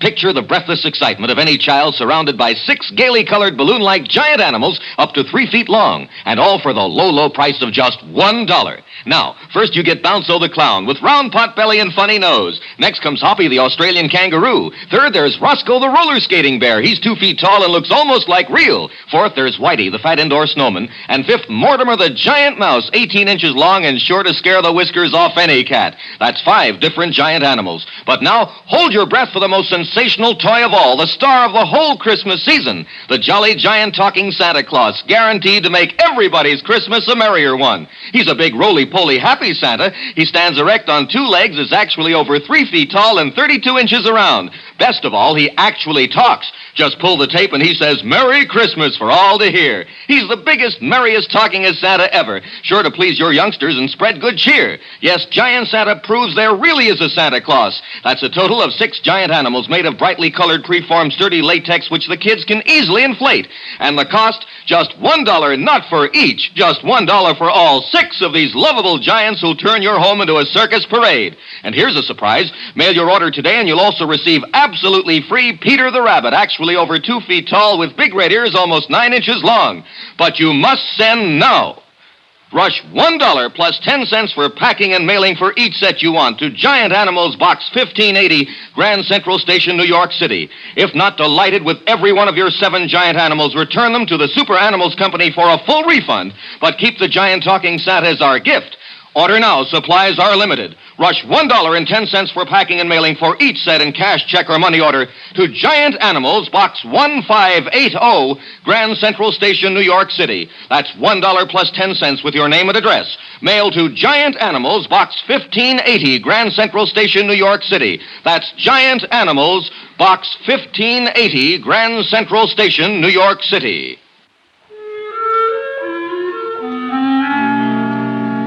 I waited for Amy Bradshaw in her dressing room at the theater. 15 minutes later, after the final curtain, she swept in. Oh, there you are, Mr. Dollar. I'd never seen her from closer than the 15th row So sorry before, I kept you and waiting. needless to Did say, you I see was the show? impressed. Ghastly But I didn't have a chance to say Didn't so. you think the second act I didn't have a sagged chance and to we say rushed anything. the third? Oh, well, that's the way it goes. If you'll just give me a minute to get some of this makeup off. Now? Now. Hi. Hi. I knew it was only a question of time until you ran down. Oh, sorry. I guess I get a little overcharged out on stage. Sure.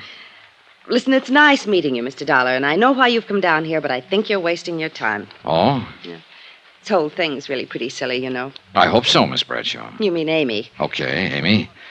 Say, look, how about having a drink with me somewhere? We can talk about it. Well, I'd love to, but I'm afraid I have a date tonight. Could we make it tomorrow, maybe? Sure, okay, anytime you... Excuse me. Come in. Oh, Mike. Oh, hello, Amy. I'm sorry, I didn't know you had company. That's all right. This is Johnny Dollar. Johnny, Mike Pomeroy, my agent. Mr. Pomeroy? How are you? What'd you think of it tonight, Mike? Well, they seem to like it okay. Oh. Tell you what, Amy, I'll see you tomorrow, eh? Tomorrow, Mike.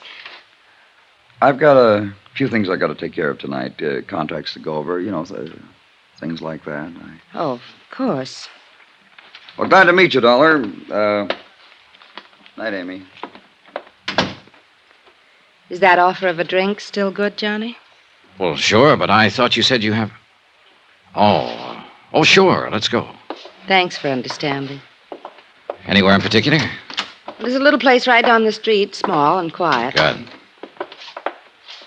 Oh, What's the matter? would you mind if we crossed the stage and went out the other door? Well, no. Why? I think someone's waiting for me outside this exit. Oh. Sort of a friend of mine, Porter Kane, but he can be a little wearing, and I'm rather tired. Sure. I could see him through the open door. A thin-faced, rather elegant-looking man in a black Homburg. We went out the other side and down the street to a bar a few doors away. Item 2 on expense account, $4, drinks. After the first one, Amy relaxed a little. I wanted to get her talking about herself, and it wasn't too tough to do. There's not really much to tell about me. I've been acting a long time. Sometimes it seems too long. I've come a long way.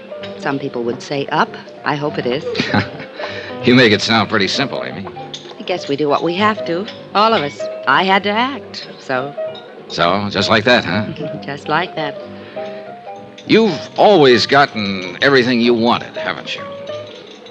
I think so. Hasn't anyone ever gotten in your way? No, Johnny, that's never happened. If it did...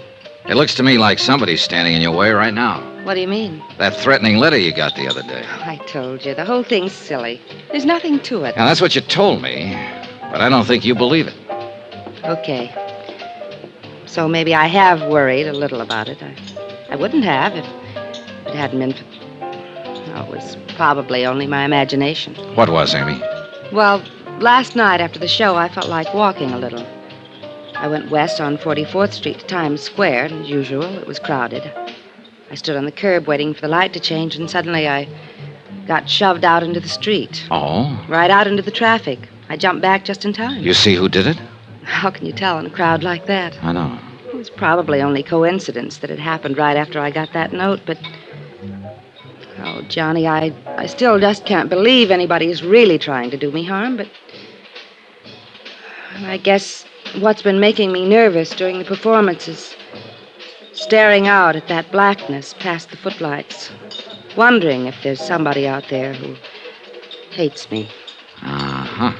I guess I can't stand being hated, Johnny. I've got to be loved. Look, Amy, did it ever occur to you this might not be a crank out in the audience, that it might be someone closer to you? What?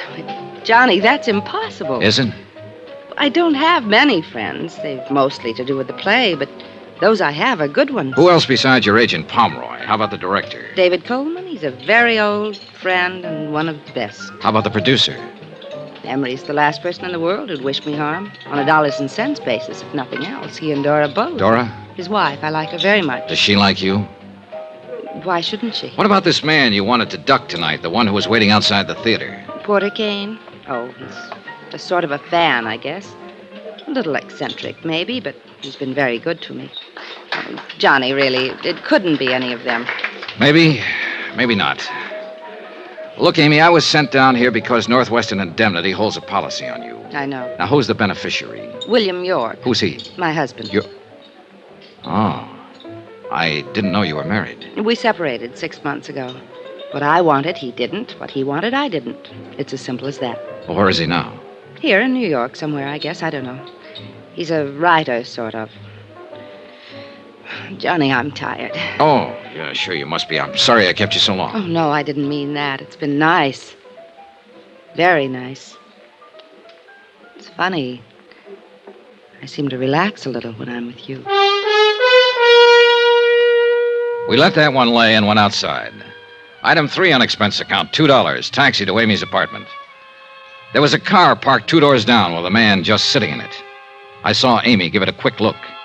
Then as she said goodnight to me at the door, I noticed that she slipped the catch on it. I sauntered across the street and stepped into the shadows. A moment later, the door of the parked car opened and her agent, Mike Pomeroy, got out and went into the apartment house. Then I realized I wasn't the only one watching this. Half a block down the street, I could see a figure in a shadowy doorway. I ran toward him, but he took off around the corner. When I reached the corner, he was nowhere in sight.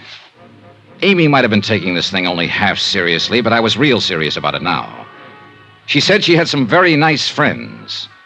But I had a strong hunch that one of these very nice friends was out to kill her.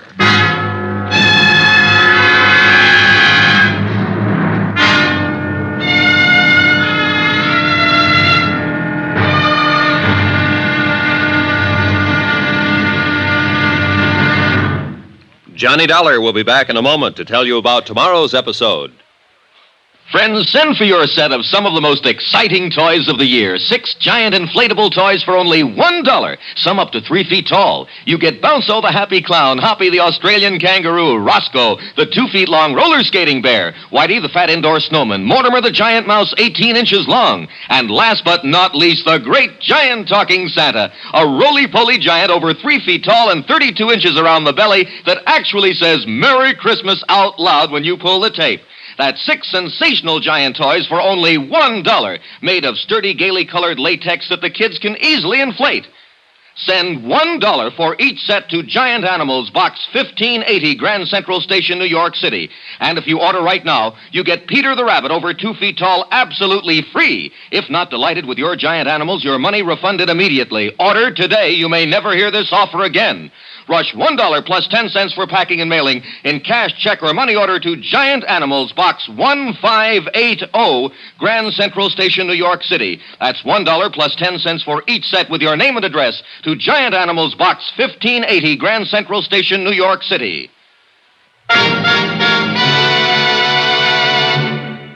Now, here's our star to tell you about tomorrow's episode of the Amy Bradshaw matter. Tomorrow, the Criterion Theater again, and a third-act curtain that wasn't in the script. Join us, won't you? Yours truly, Johnny Dollar.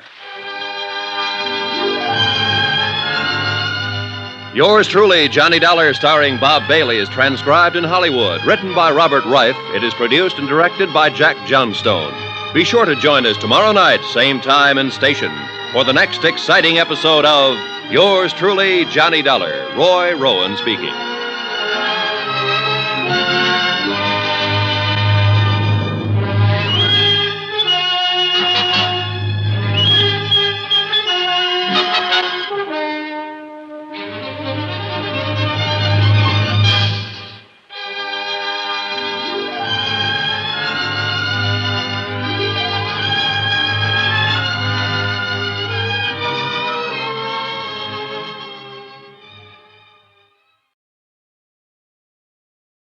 From Hollywood, it's time now for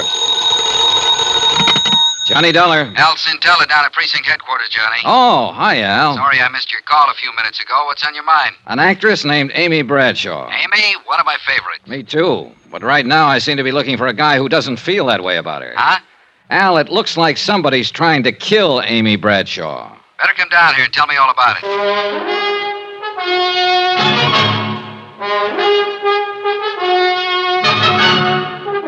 Tonight and every weekday night, Bob Bailey in the transcribed adventures of the man with the action-packed expense account, America's fabulous freelance insurance investigator. Yours truly, Johnny Dollar.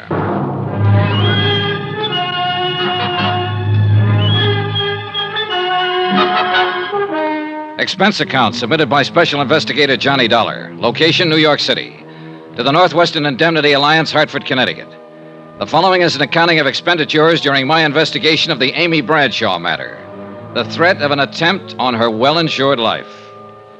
Expense account item 5, $1.75. Cab from my hotel to precinct headquarters to talk to Detective Lieutenant Al Cintella. Al looked about the same as the last time I'd seen him. Rugged, competent, maybe a few pounds heavier. Sit down, Johnny. Sit down. Thanks. Something about Amy Bradshaw, you said. Yeah. Didn't know you were a friend of hers. Northwestern Indemnity holds a $25,000 life insurance policy on her. Here, take a look at this note. Amy got it several days ago. You are evil. You will be punished by sudden death. Oh, come on now, Johnny. A couple of nights ago, after the show, somebody shoved Amy off the curb and out into the traffic over in Times Square. Well, the same thing happens to me almost every time I'm around Times Square. You know what I smell in all this? Oh, sure. You probably smell a publicity stunt. I sure do. You think I'd fall for a thing like that? You known Amy Bradshaw very long? No. I'd seen her in a few shows, but last night was the first time I'd ever met her in person. If I didn't know you pretty well, I'd say you might be getting a little stage struck on her. Uh-huh. What about the man who trailed Amy to her apartment last night? Oh? Who? I don't know. I chased him, but he had too much of a lead on me. I still wouldn't go jumping to any conclusions. Who you got to work on, for instance? Well, for one, David Coleman, her director. Then there's the producer, Emery Taylor, and his wife, Dora. From what Amy said, I gather Dora doesn't like her very well. Anybody else? And there's her agent, Mike Pomeroy. She seems to be pretty wrapped up in him. Whole stable full, huh? Yeah, looks like it.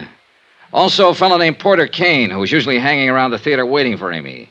And finally, the man I really came to talk to you about. Who's that? Name is Bill York, her husband, but they're separated. Oh? She doesn't know where he is. You figure he might tie in somehow? He is the beneficiary of Amy's insurance policy. Well, I'll see if I can turn up an address on him for you. Okay, thanks, Al.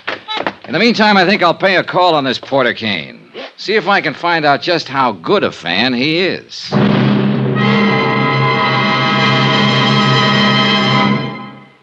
We will continue with the Bradshaw matter in a moment.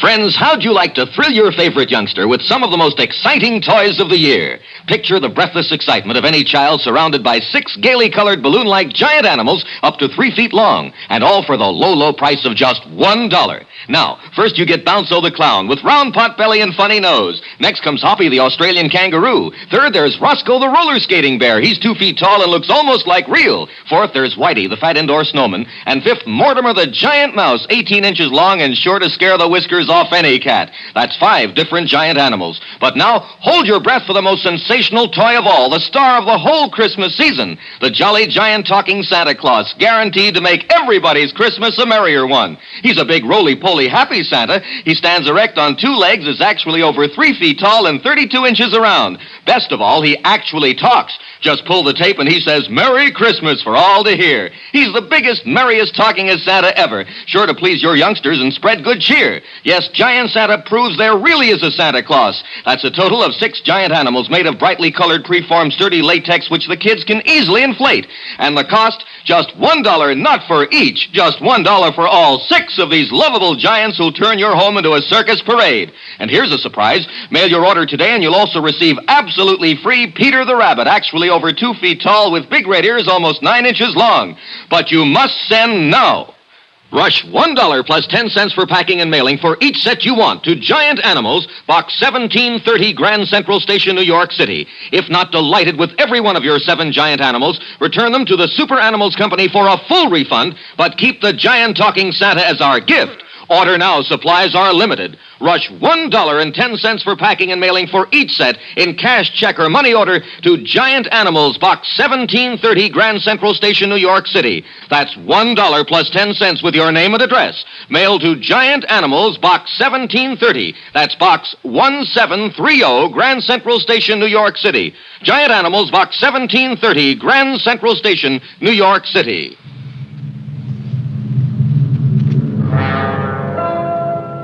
Expense account item 6, $225. Cab to the apartment of Porter Kane in the East 70s. It was an expensive-looking place. I got there about noon, but Porter Kane was just finishing breakfast, accompanied by Chopin. May I offer you a cup of coffee, Mr. Dollar? Oh, thanks. A blind, please. Yes. Now, you came to see me about Amy Bradshaw, I believe. That's right, Mr. Kane. I represent Northwestern Indemnity Alliance. They hold a policy on Miss Bradshaw. You perhaps want some sort of character reference on her? You, might put it that way. Well, in that case, you couldn't have come to one better qualified than I. You see, Amy is my career at present. Afraid I don't understand, Mr. Kane. Well, some years ago, I was relieved of the sordid but customarily necessary task of working for my bread and butter.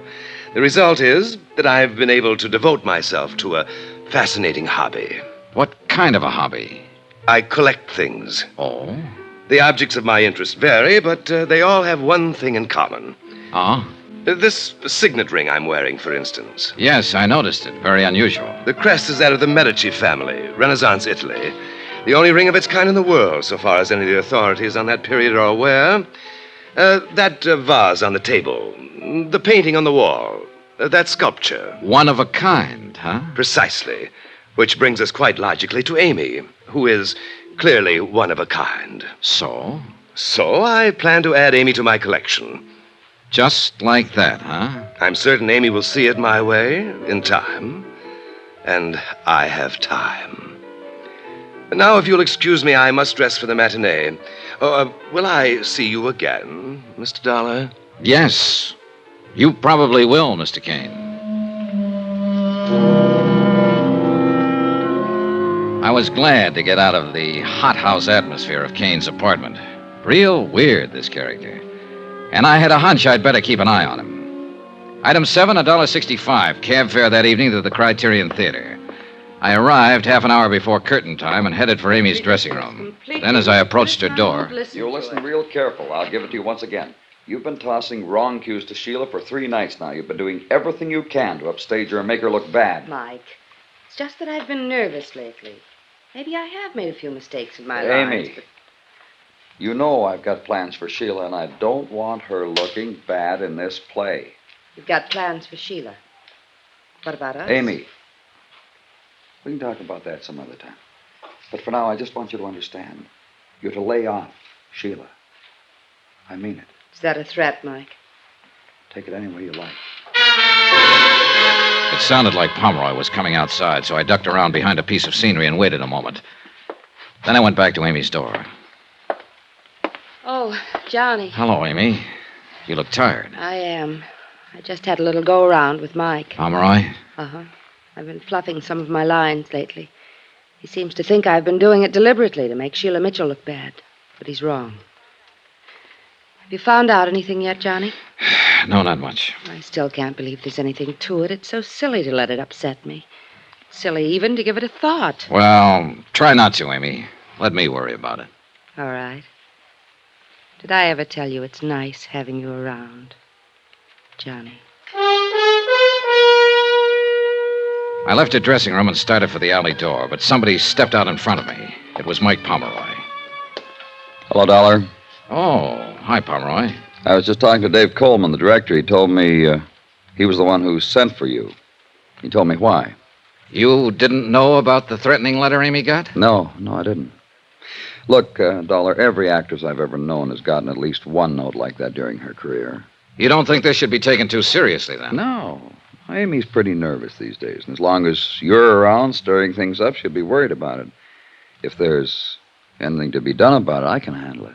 In other words, you want me to mind my own business, that it? You said that, Dollar. I didn't. It might not be a bad idea. Funny thing, when somebody tells me to lay off a case, my interest in it always doubles. After the final curtain, I went backstage to wait for Amy. The stage door was open, and I could see Porter Kane waiting in the alley outside. So I went over to him. Well, Mr. Dollar, good evening. Hello, Kane. On duty again tonight? Perhaps that's one way of putting it. I thought I might have a little chat with Amy after she's changed. I'm afraid she has a date. Oh?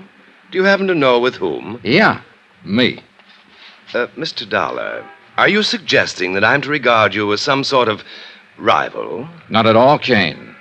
I'm just suggesting that I'm a friend of Amy's. I see. Good night, Mr. Dollar.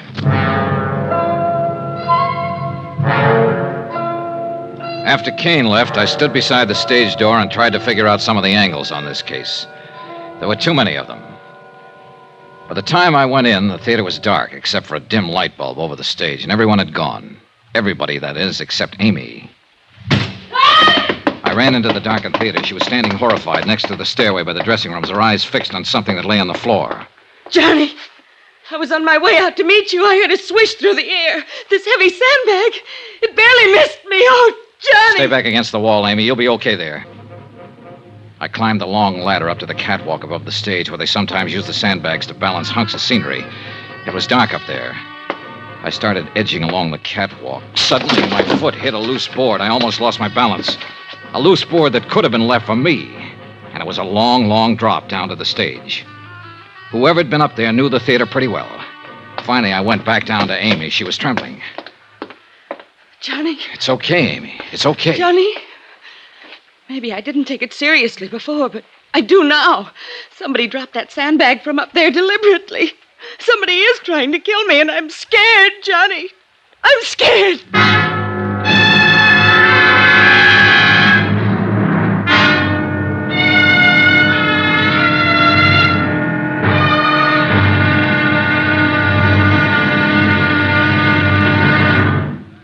Johnny Dollar will be back in a moment to tell you about tomorrow's episode.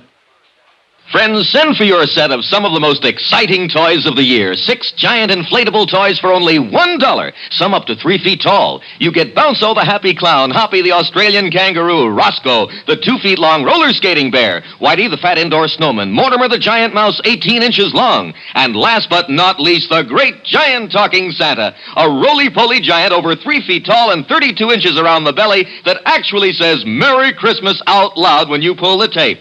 That's 6 sensational giant toys for only $1, made of sturdy, gaily colored latex that the kids can easily inflate. Send $1 for each set to Giant Animals, Box 1730, Grand Central Station, New York City. And if you order right now, you get Peter the Rabbit over 2 feet tall absolutely free. If not delighted with your Giant Animals, your money refunded immediately. Order today. You may never hear this offer again. Rush $1 plus 10 cents for packing and mailing in cash, check, or money order to Giant Animals, Box 1730, Grand Central Station, New York City. That's $1 plus 10 cents for each set with your name and address to Giant Animals, Box 1730, Grand Central Station, New York City.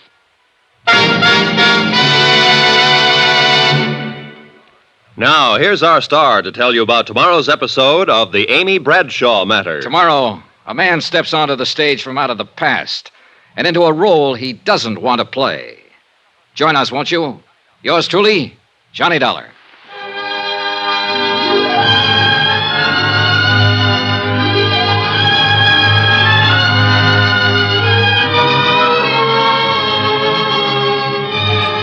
Yours truly, Johnny Dollar, starring Bob Bailey, is transcribed in Hollywood. Written by Robert Reif, it is produced and directed by Jack Johnstone. Be sure to join us tomorrow night, same time and station, for the next exciting episode of Yours truly, Johnny Dollar. Roy Rowan speaking.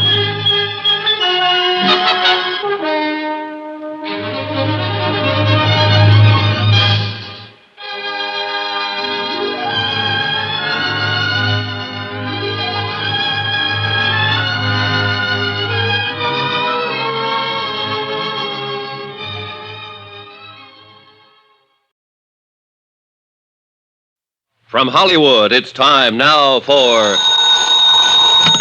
Johnny Dollar. Al Centella at police headquarters, Johnny. Yeah. You hear what happened at the Criterion Theater after the show last night? I was off duty when you called, but Sergeant Rogers gave me a fill-in this morning. So somebody tried to drop a sandbag on Amy Bradshaw backstage. Yeah, a real near miss. You still think these attempts on her life are publicity stunts? No, looks like your hunch was right. I'll have a couple of my boys keep an eye on Amy. Thanks. Johnny, you wanted to know the whereabouts of this guy, Bill York, the husband Amy separated from. What have you got on him, Al? 768 West 4th Street, down in Greenwich Village. Thanks, I'll check it.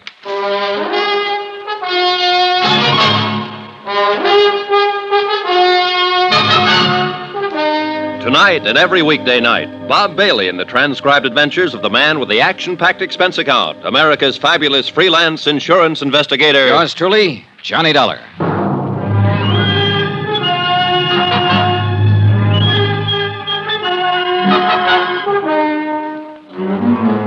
New York City, expense account submitted by Special Investigator Johnny Dollar. To the Home Office, Northwestern Indemnity Alliance, Hartford, Connecticut.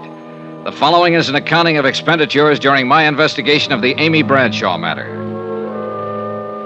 Expense account item 8, $275. Taxi from my hotel to Greenwich Village to try and locate a writer named Bill York, who had separated from Amy 6 months ago. Amy was a good actress, but she couldn't hide the fact she was plenty scared by the attempts on her life in the last 3 days. My hunch was it was someone close to Amy, and Bill York was very much on my list. After all, he was the beneficiary on her life insurance policy. I hadn't been to this part of the village in 2 or 3 years, but from the looks of it, it hadn't changed a bit. Defiantly shabby and run down.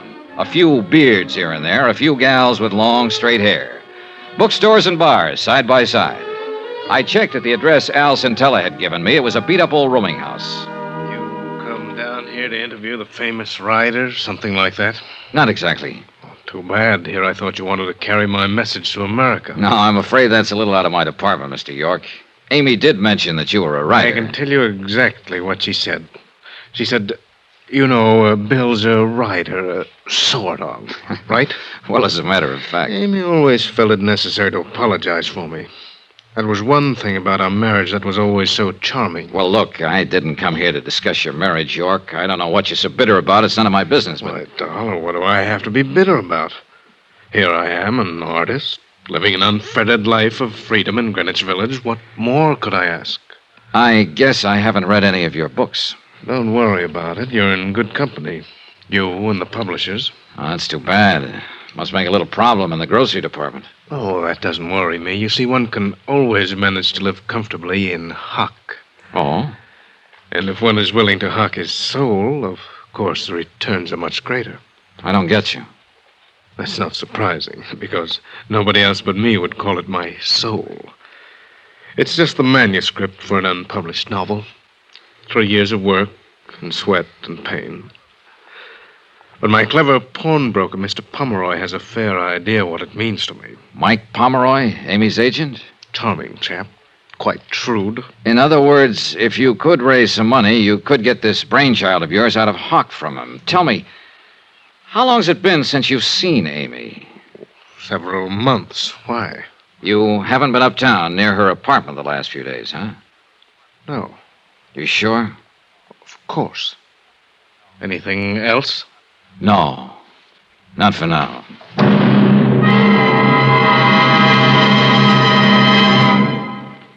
We will continue with the Bradshaw matter in a moment.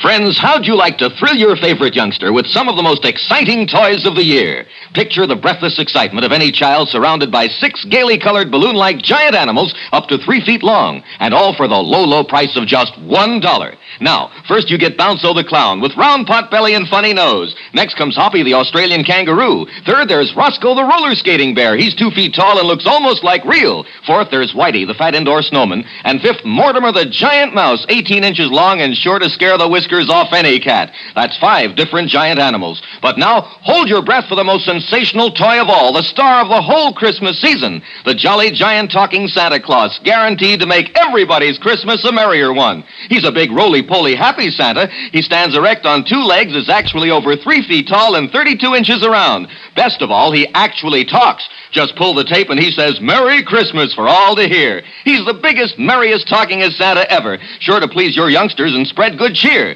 Yes, Giant Santa proves there really is a Santa Claus. That's a total of 6 giant animals made of brightly colored, preformed, sturdy latex, which the kids can easily inflate.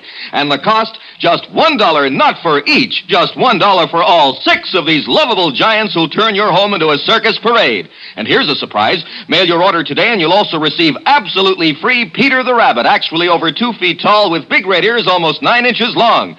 But you must send now. Rush $1 plus 10 cents for packing and mailing for each set you want to Giant Animals, Box 1870, Grand Central Station, New York City. If not delighted with every one of your 7 giant animals, return them to the Super Animals Company for a full refund. But keep the giant talking Santa as our gift. Order now, supplies are limited. Rush $1.10 for packing and mailing for each set in cash, check, or money order to Giant Animals, Box 1870, Grand Central Station, New York City. That's $1 plus 10 cents with your name and address. Mail to Giant Animals, Box 1870. That's Box 1870, Grand Central Station, New York City. Giant Animals, Box 1870, Grand Central Station, New York City.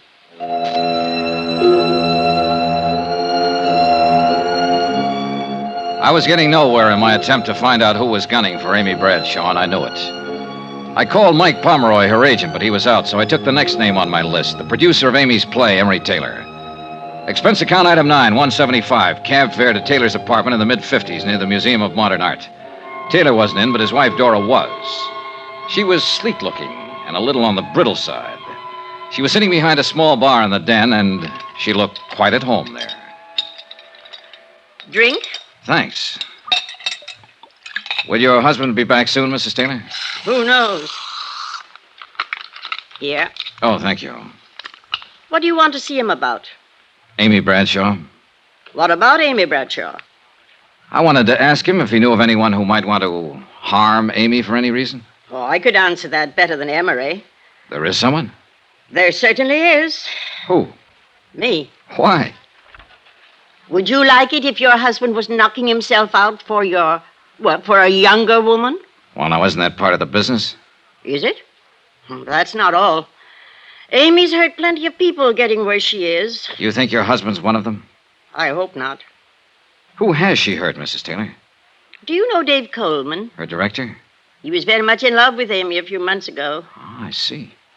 I don't like to see someone I like get the way he was.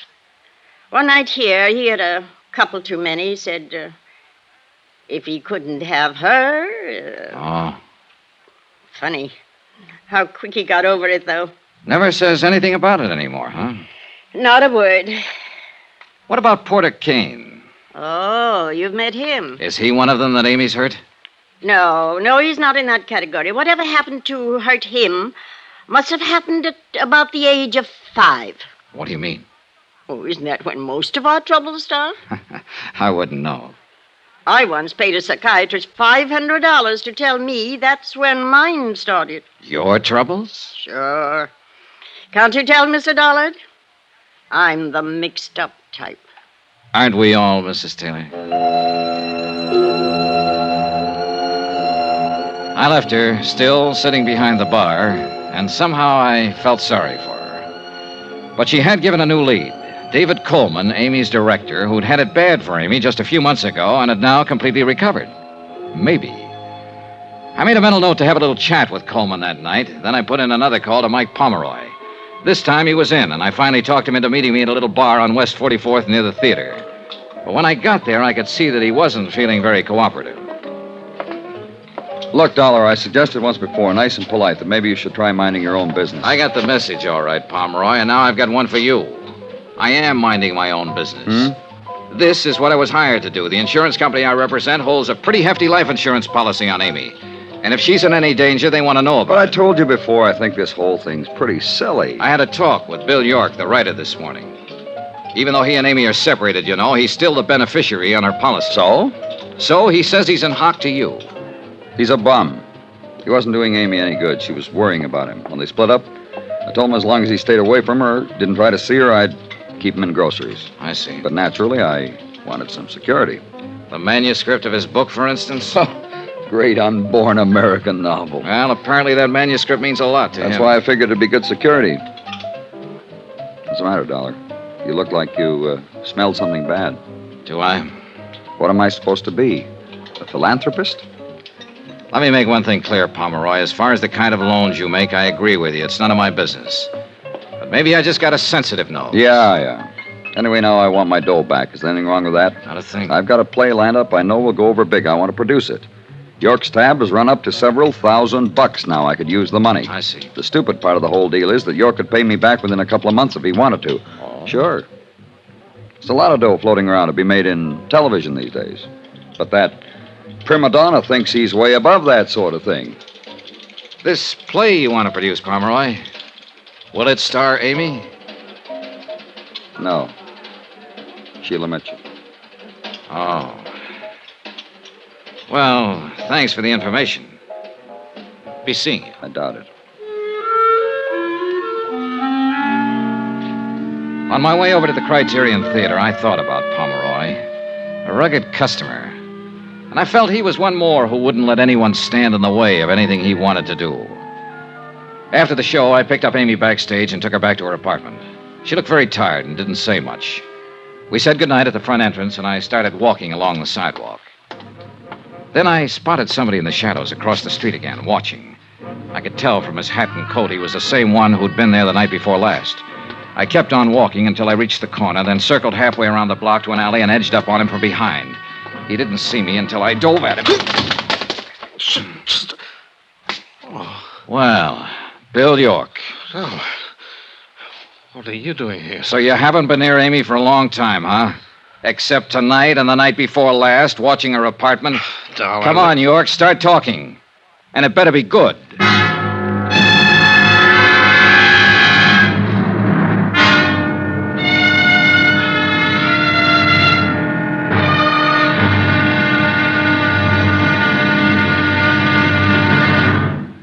Johnny Dollar will be back in a moment to tell you about tomorrow's episode.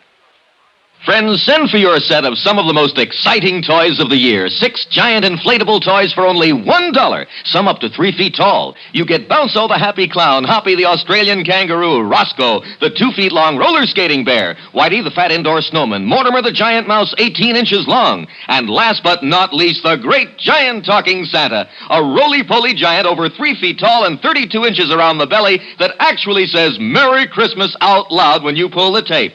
That's 6 sensational giant toys for only $1, made of sturdy, gaily colored latex that the kids can easily inflate. Send $1 for each set to Giant Animals, Box 1870, Grand Central Station, New York City.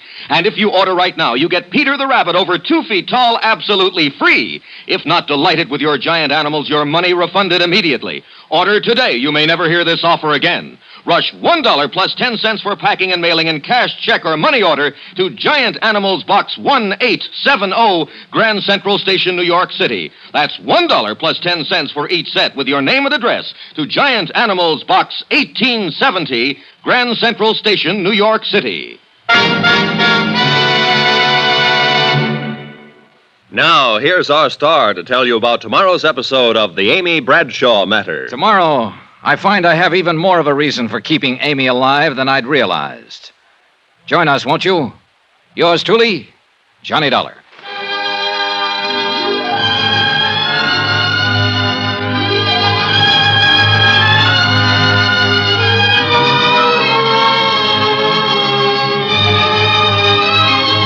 Yours truly, Johnny Dollar, starring Bob Bailey, is transcribed in Hollywood. Written by Robert Reif, it is produced and directed by Jack Johnstone. Be sure to join us tomorrow night, same time and station, for the next exciting episode of Yours truly, Johnny Dollar. Roy Rowan speaking.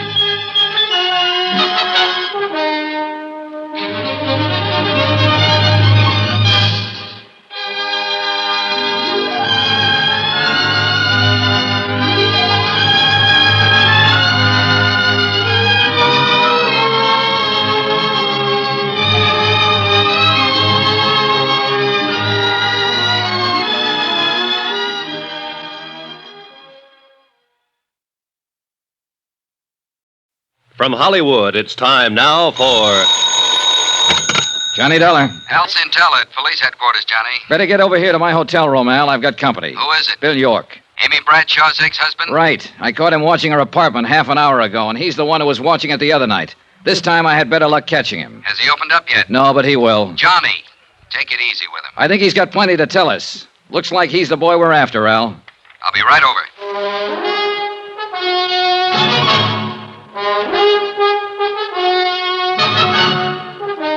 Tonight and every weekday night, Bob Bailey in the transcribed adventures of the man with the action-packed expense account, America's fabulous freelance insurance investigator. Yours truly, Johnny Dollar.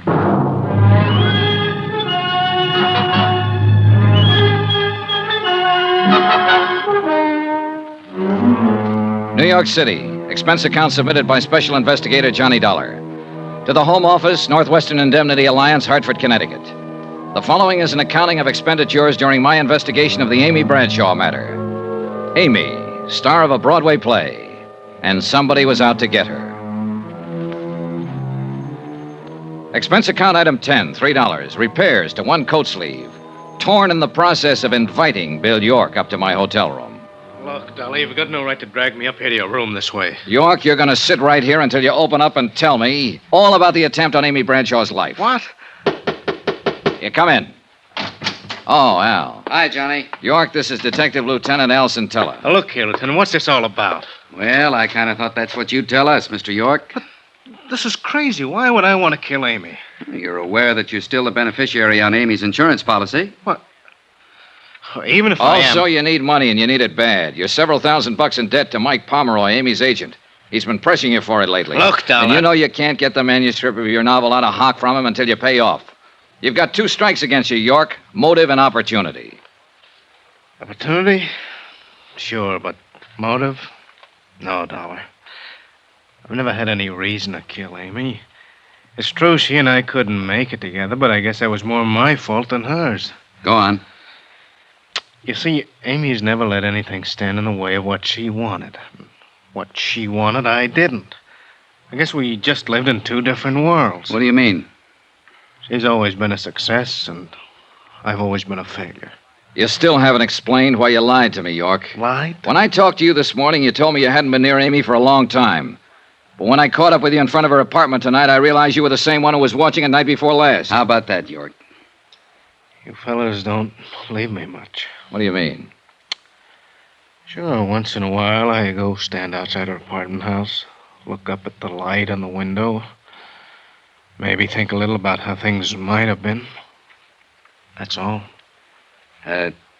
Maybe you better come downtown with me, York. We'll check your story further. If you're clean, you got nothing to worry about. All right, Lieutenant.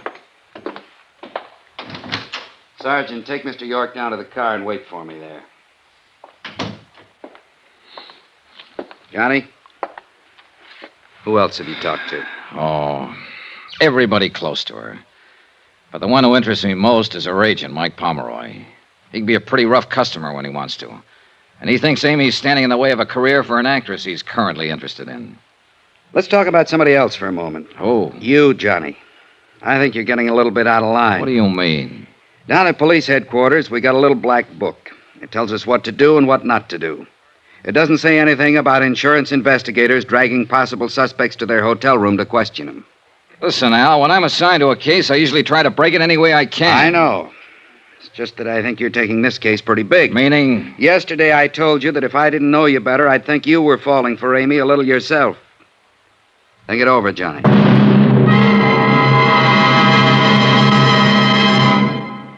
We will continue with the Bradshaw matter in a moment.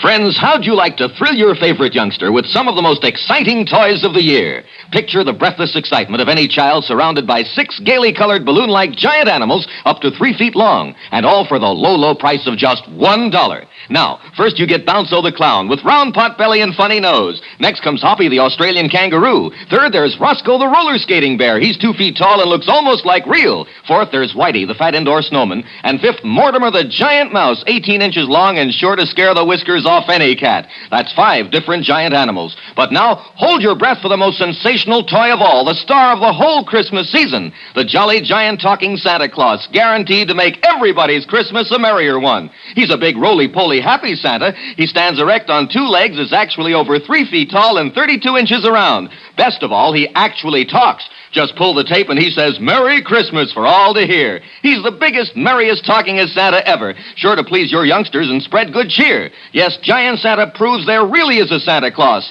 That's a total of 6 giant animals made of brightly colored, preformed, sturdy latex, which the kids can easily inflate. And the cost, just $1, not for each, just $1 for all 6 of these lovable giants who'll turn your home into a circus parade. And here's a surprise. Mail your order today and you'll also receive absolutely free Peter the Rabbit, actually over 2 feet tall with big red ears almost 9 inches long. But you must send now. Rush $1 plus 10 cents for packing and mailing for each set you want to Giant Animals, Box 1907, Grand Central Station, New York City. If not delighted with every one of your 7 giant animals, return them to the Super Animals Company for a full refund, but keep the giant talking Santa as our gift. Order now, supplies are limited. Rush $1.10 for packing and mailing for each set in cash, check, or money order to Giant Animals, Box 1907, Grand Central Station, New York City. That's $1 plus 10 cents with your name and address. Mail to Giant Animals, Box 1907. That's Box 1907, Grand Central Station, New York City. Giant Animals, Box 1907, Grand Central Station, New York City.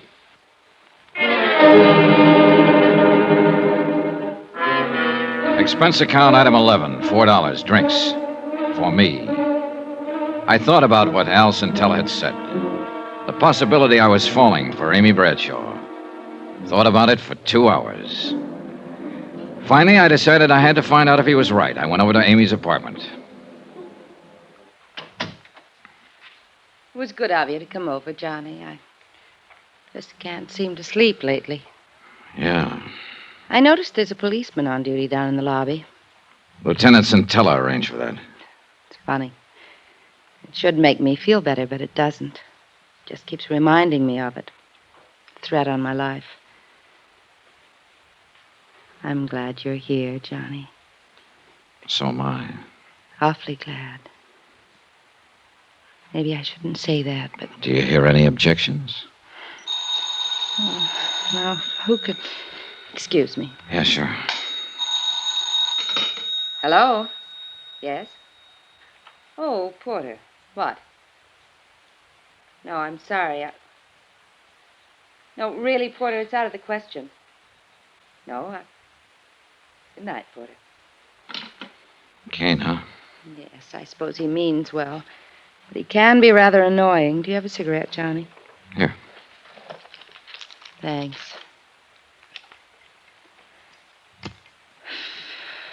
You seem rather quiet tonight.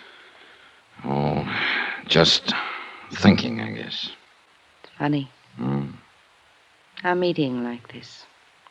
Yeah. Just a few days ago, I didn't know you at all. And now, And now what? I don't know, Johnny. I don't know. Amy. It was a mistake, Johnny. I'm sorry. Was it? Yes. Johnny, I'm afraid I've hurt a couple of people in the past. I don't want to hurt you.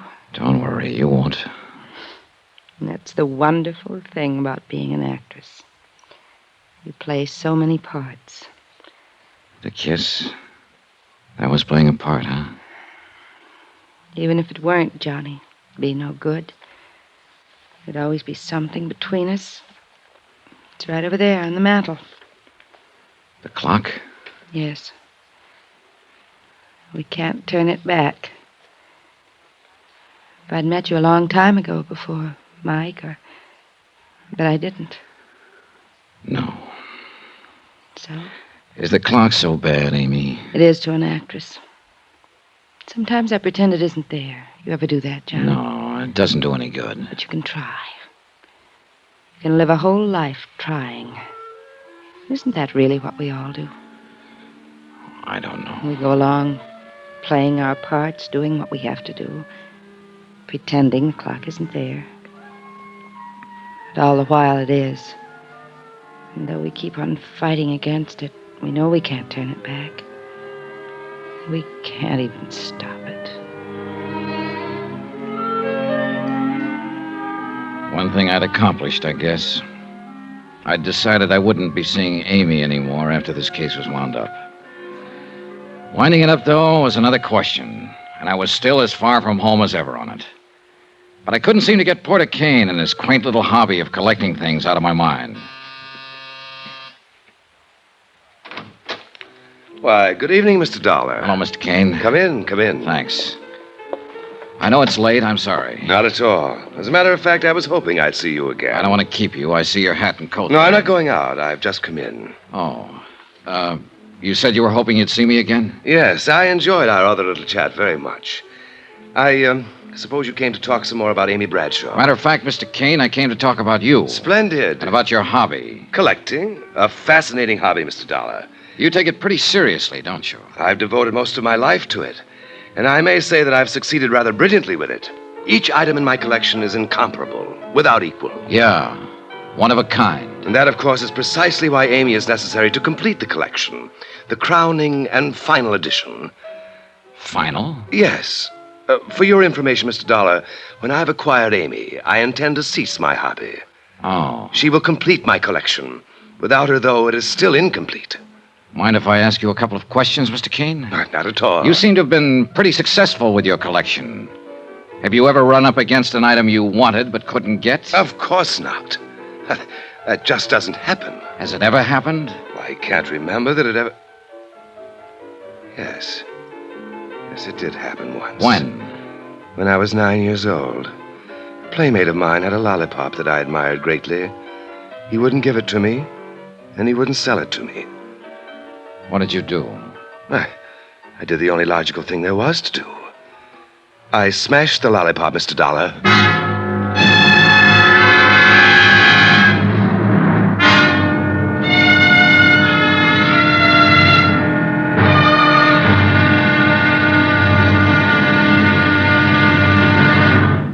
Johnny Dollar will be back in a moment to tell you about tomorrow's episode.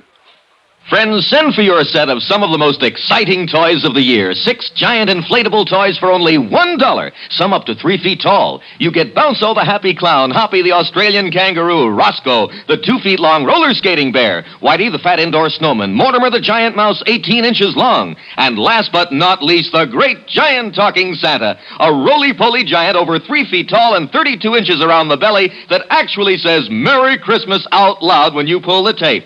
That's 6 sensational giant toys for only $1, made of sturdy, gaily colored latex that the kids can easily inflate. Send $1 for each set to Giant Animals, Box 1907, Grand Central Station, New York City.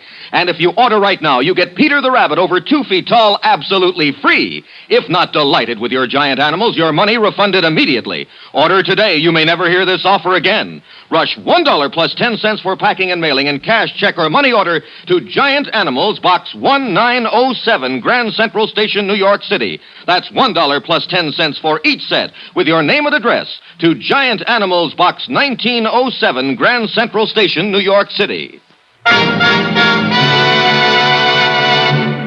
Now, here's our star to tell you about tomorrow's episode of the Amy Bradshaw Matter. Tomorrow, well, it's the wind-up, and a pretty rough one. Join us, won't you? Yours truly, Johnny Dollar. Yours truly, Johnny Dollar, starring Bob Bailey, is transcribed in Hollywood. Written by Robert Reif, it is produced and directed by Jack Johnstone. Be sure to join us tomorrow night, same time and station, for the next exciting episode of Yours truly, Johnny Dollar. Roy Rowan speaking.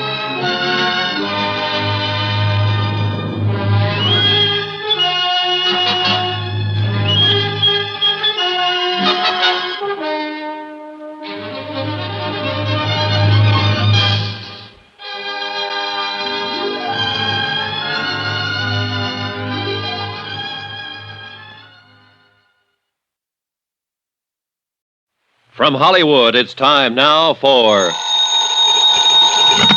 Johnny Dollar. It's Amy Bradshaw, Johnny. Amy, it's 1 a.m. Anything the matter? Yes, can you come over right away? Sure. Your apartment? No, I'm in my dressing room at the Criterion Theater. At 1 o'clock in the...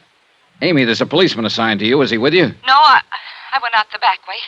I came over here alone. But why? He's supposed to be protecting you. Johnny, I can't explain now, but I think I finally know who's been trying to kill me. I want to talk to you right away over here. Hurry. Please hurry.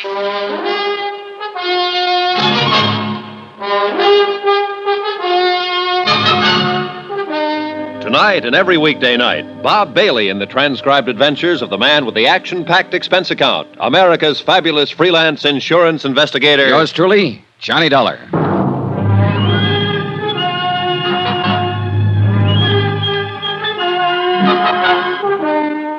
New York City, expense account submitted by Special Investigator Johnny Dollar. To the Home Office, Northwestern Indemnity Alliance, Hartford, Connecticut. The following is an accounting of expenditures during my investigation of the Amy Bradshaw matter. Expense account item 12, $5. Taxi from my hotel to the Criterion Theater on West 44th. $2 for the fare, $3 for getting me there in 5 minutes. Amy had sounded plenty scared over the phone. The cab skidded to a stop in front. I caught a glimpse of somebody at the other corner of the theater. It looked like Porter Kane.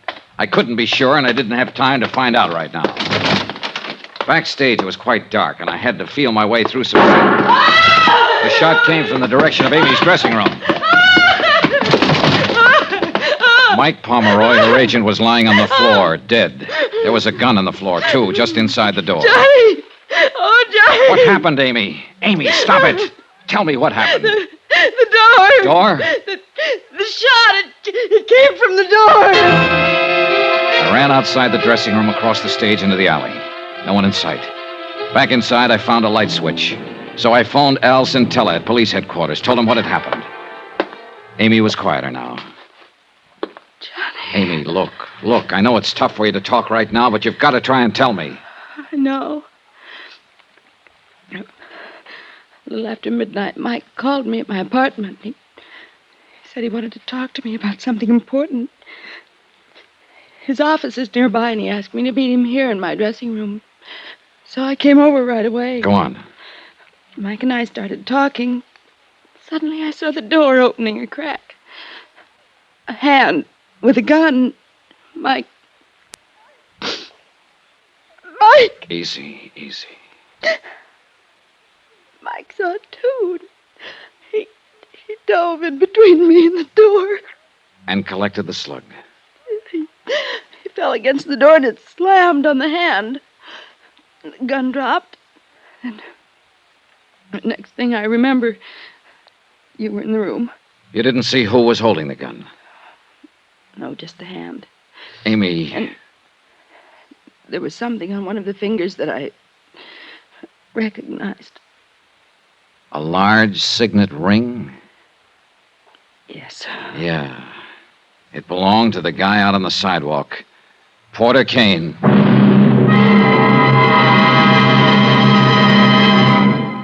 We will continue with the Bradshaw matter in a moment.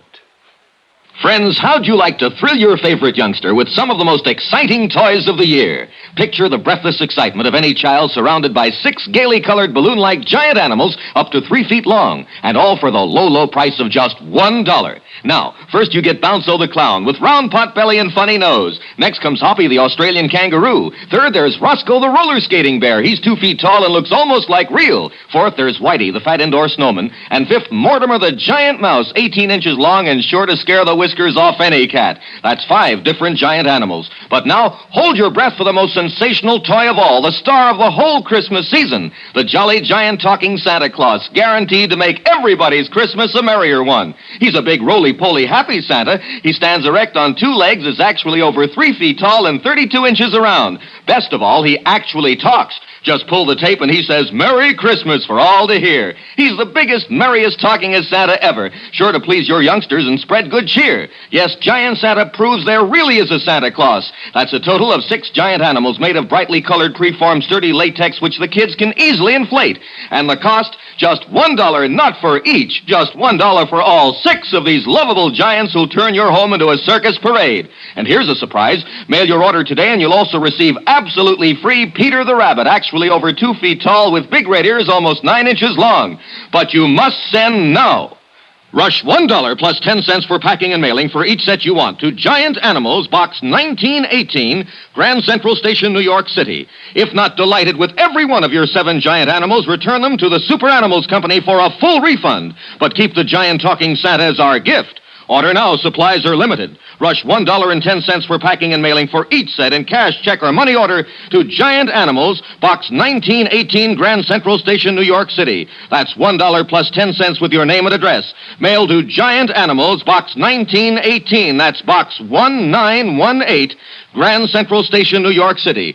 Giant Animals, Box 1918, Box 1918, Grand Central Station, New York City.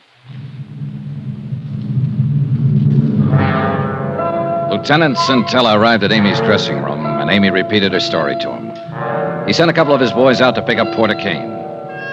Alan, Amy, and I went down to headquarters. We left her in one room while we went into another to question Kane, who had been picked up at his apartment. See here, Lieutenant, I don't know what this is all about, but I certainly object to being routed out Just hold it, Kane. You know why you're down here. I certainly do not. You don't know that Mike Pomeroy's dead, huh? Amy's agent? Really? Really? Well, I never did like that chap. Quite an insensitive person. Well, he's real insensitive now, Kane. He's dead. How did it happen? Mike was shot by mistake. The real target was Amy. Good heavens, no. When's the last time you saw Amy? The night before last. I spoke to her briefly after the show. You haven't talked to her on the telephone? No. You're lying. Now, see here, you Dollar. phoned her at her apartment about 11 p.m. I was there. All right. I did telephone her. I suggested she meet me somewhere. I told her I'd wait for her outside her apartment. Go on. I saw her come out later by the alley, so I followed her to the theater, thinking she meant for us to talk there. But then I heard a shot. So you admit being in the vicinity? Well, yes, but I definitely did not go into the theater. Didn't you? Kane, Amy got a look at the hand holding the gun. There was a ring on one of the fingers. Ring? Your ring. She's completely mistaken. That's a very distinctive ring. It's not one that anybody be mistaken about. See here, Lieutenant, all of this wild supposition is based on the assumption that I had a motive for wanting to kill Amy. You told me what your motive was when I talked to you last evening in your apartment. What do you mean? I asked you what you'd do if you wanted something for your collection and couldn't get it. You told me a story about what happened when you were just a kid, 9 years old. But I say Another that... kid had a lollipop you wanted. He wouldn't give it to you, so you smashed it. And that's what you were trying to do tonight in Amy's dressing room. You couldn't have her, so you tried to smash her.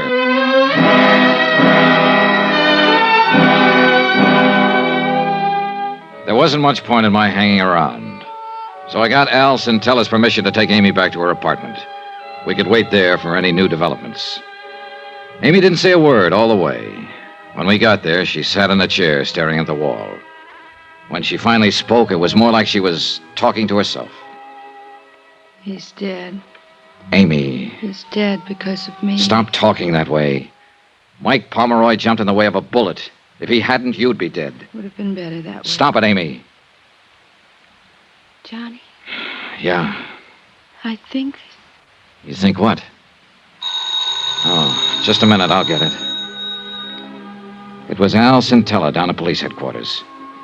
When he finished talking, I didn't say anything. There wasn't anything to say.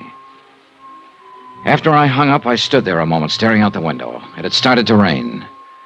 I felt old and tired and empty and sick. I went back into the other room again. Amy was sitting there looking at me. Johnny, Yeah, Amy? was that call for me? No. Who was it? Lieutenant Cintella. Oh, The gun that killed Mike Pomeroy. There were no fingerprints on it. You said you saw a bare hand with a ring on it holding the gun. A bare hand would have left fingerprints. You killed him, didn't you? yes, Johnny. The attempts on your life, you faked them, didn't you, to convince people you were in danger so you could kill Pomeroy and we'd think the shot was intended for you. Why, Amy? You know why.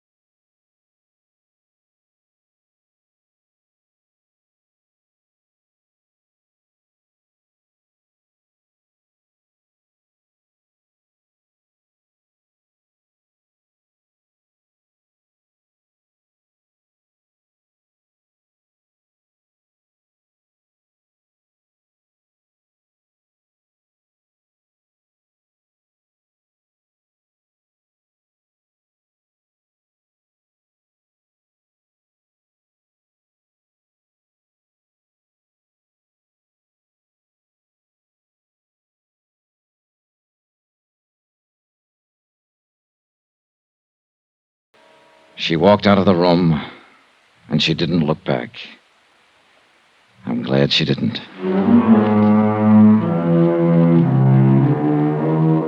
Expense account item 13, $16.50. Transportation and incidentals from New York back to Hartford. Expense account total, $185.20. End of account, end of report. Remarks? Amy repeated her confession to Lieutenant Cintella. Her trial's coming up soon. Sweet case. Well, tomorrow's another day. So they tell me. Yours truly, Johnny Dollar.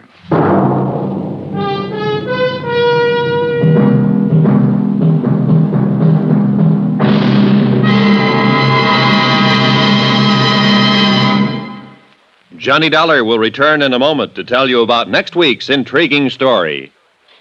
Friends, send for your set of some of the most exciting toys of the year. 6 giant inflatable toys for only $1. Some up to 3 feet tall. You get Bounco the Happy Clown, Hoppy the Australian Kangaroo, Roscoe the 2 feet long roller skating bear, Whitey the fat indoor snowman, Mortimer the giant mouse 18 inches long, and last but not least, the great giant talking Santa, a roly-poly giant over 3 feet tall and 32 inches around the belly that actually says Merry Christmas out loud when you pull the tape.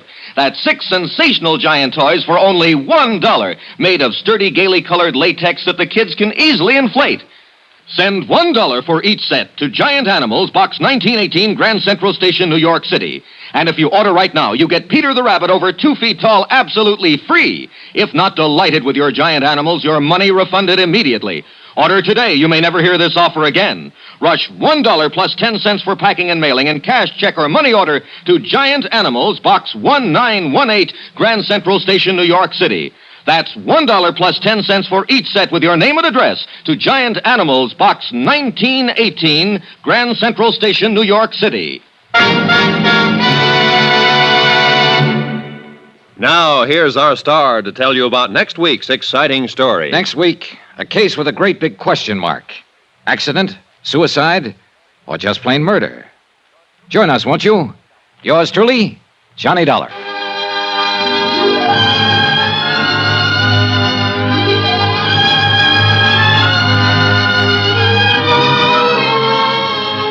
Yours truly, Johnny Dollar, starring Bob Bailey, is transcribed in Hollywood. Written by Robert Reif, it is produced and directed by Jack Johnstone. Heard in this week's cast were Virginia Gregg, Florence Walcott, Don Diamond, Larry Thor, Vic Perrin, and Carlton Young. Musical supervision by Amerigo Marino. Be sure to join us on Monday night, same time and station, for another exciting story of Yours truly, Johnny Dollar. This is Roy Rowan speaking.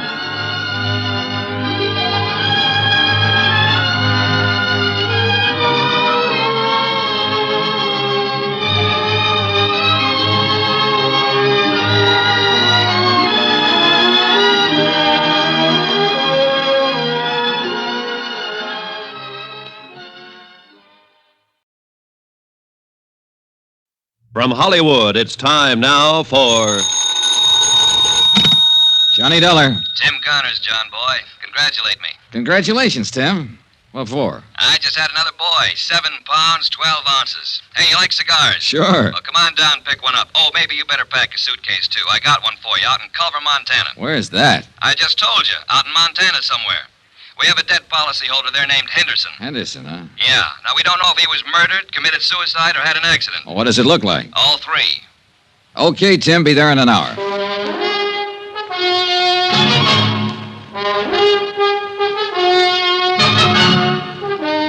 Tonight and every weekday night, Bob Bailey in the transcribed adventures of the man with the action-packed expense account, America's fabulous freelance insurance investigator. Yours truly, Johnny Dollar.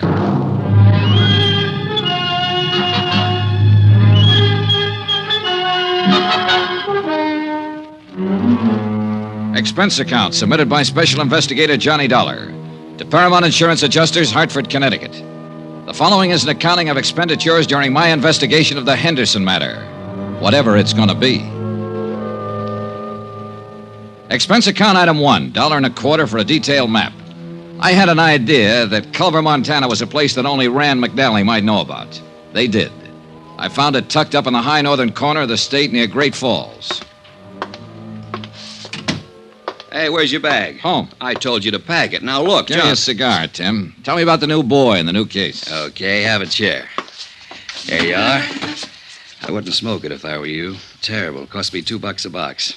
Hey, you know something? I'm thinking of naming the new boy Johnny. Oh, tough case, huh? Yeah. Look, we're in the same sweet old spot, Johnny. Same old problem. One of our policy holders is dead, and for looking into the circumstances of his death, the insurance company is no longer a friend of the widow and orphan, but a big, bad monster trying to weasel out of a just claim. All claims are just claims, or are they? Well, of course they are. No one ever tried to pull a fast one on an insurance company. Well, the world's full of nice, honest, straight-playing people. Uh-huh. Now tell me about getting sandbagged in a poker game. Look, I want to get this out of the way and get back over to the hospital and see my wife. Now, John, this claim came into the insurance office yesterday afternoon, airmail special. The insurance company turned it over to me today. What company? Western. The policy's worth $25,000 face value, double indemnity if death was by accident. No payment for suicide. Uh-huh. You say the man's name was Henderson? Yeah, it says here George Walter Henderson, Montana rancher. Last Thursday, he fell 4 stories out of a hotel window in Culver and died instantly. At least that's what we have in this report here. Somebody could have shoved him, or he could have taken the leap. Now, we have to know for certain. Oh, what's on the claim report? Accidental. There was no inquest, no police investigation, and that's not good enough for us. Uh-huh. This Henderson prominent? Well, he was big enough, Johnny. Cattleman, rancher. He was also a major stockholder in the only newspaper in Culver, so I doubt if his paper'd suggest suicide or anything else, do you? I don't know, Tim. I never met the editor. Well, meet him if you like. Talk to him. Talk to anybody in Culver. Find out what was what. This is a lousy cigar. Johnny, you know how to handle these things. We have to have more information than this. Have you tried to do anything on it at all? Yeah, I phoned the sheriff's office long distance and talked to a man named Holton, Eve Holton. He said he'd be happy to cooperate. What else? I phoned the beneficiary to get some information. Name's Pauline Henderson, his widow. Is she going to cooperate, too? I don't think so, pal. Huh? She hung up on me.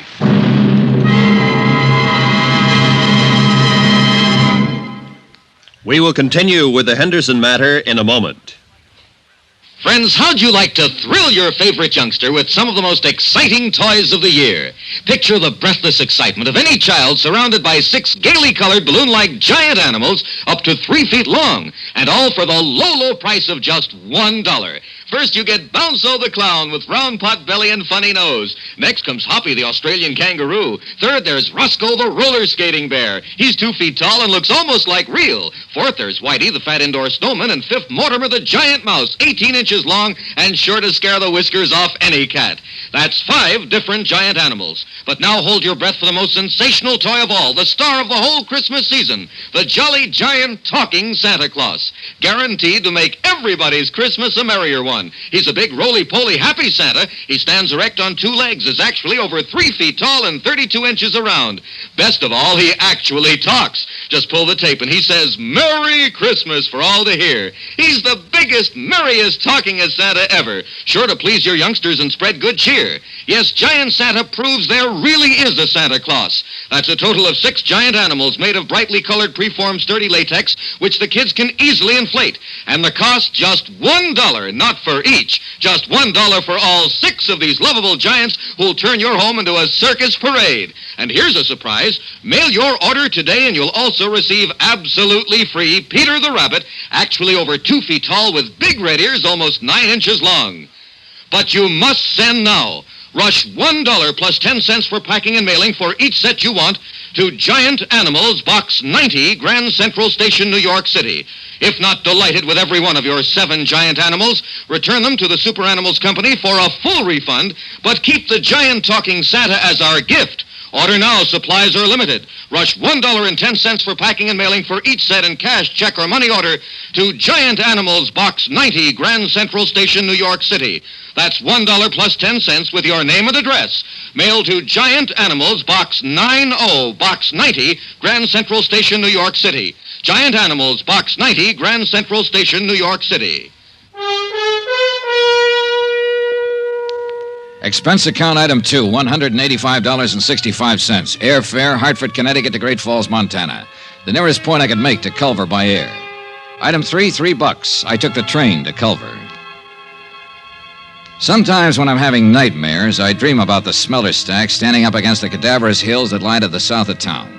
Everything, including the 3 or 4 feet of snow covered with a uniform dinginess, made Culver an ugly little town set in an ugly notch between 2 ugly mountains.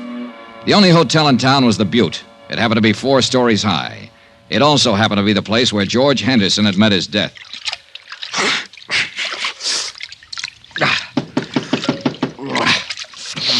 Okay, just a minute.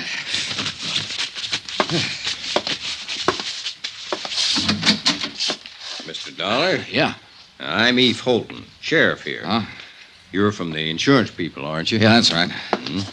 Been expecting that you'd be in sooner or later. Well, I'm glad to meet you, Mr. Holton. Call me Eve, son. Everybody does. Hey, got a drink on you? No, I haven't. Well, I got one on me. Nice and chilly, too. Well, I'll see if there's some glasses around here, Sheriff. You didn't waste any time looking me up. No, I guess I didn't, son. Thought it'd save a little time this way. Knew you'd be looking me up sooner or later. Really thought we ought to have this drink together. Private. May not have any more together while you're here. Uh-huh.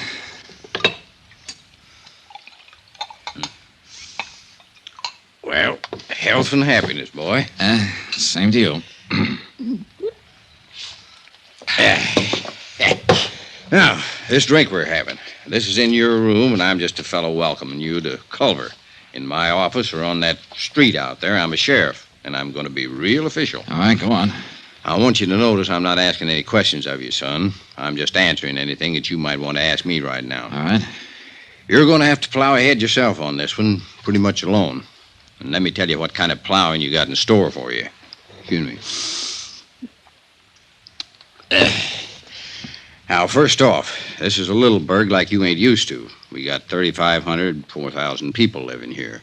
Some of them working that mine you seen on your way into town. Others hire out to work on the ranches around here. Some in business. Uh-huh. Very tight little place. We hardly ever fool around with anybody else. Sure. Now, you're here because your insurance company don't like to pay off on a policy without knowing whys and wherefores. They don't like the word accident without knowing some of the details. No, they don't. There's a lot of people here, most people, who don't care about those details. As a matter of fact, son, they'd all just as soon put old George Henderson down on the ground and say it was an accident and let it go at that. Well, maybe it was, Sheriff. I don't know. But I'm going to find out. Yeah, well, now, let me go on. Those people who don't like the details don't like detail getters. You understand? Yeah. Scare you any? Not yet. You do all right, son. So, maybe you'd kind of like to get your coat on and come to a funeral with me. Starts at 3. Henderson's? Yeah. Give you a chance to look around, get the lay of the land. Okay, good idea. I wondered what kind of bull workers insurance companies turned out. I like you, Dollar. You're all right. You ain't bothering with any questions till you got some worthwhile asking. You tired? A little. Well, this won't take too long.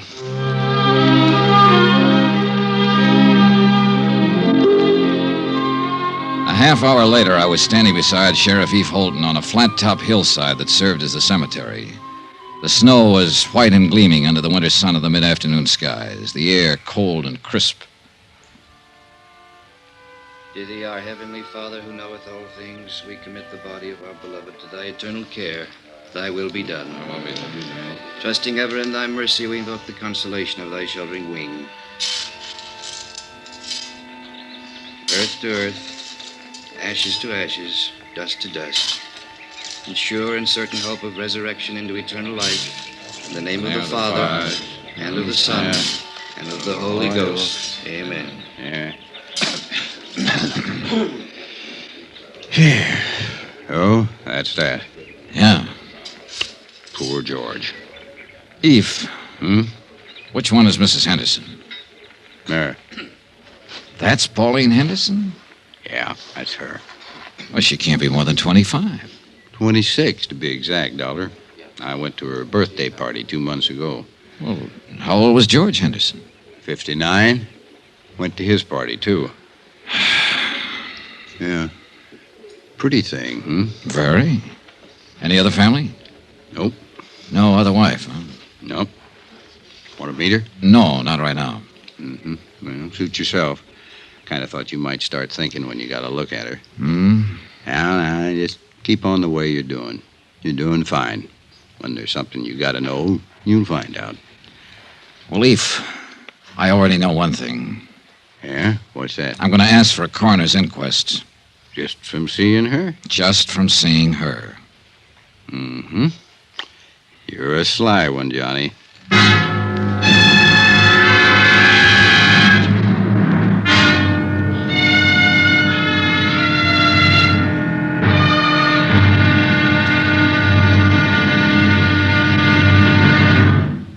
Johnny Dollar will be back in a moment to tell you about tomorrow's episode.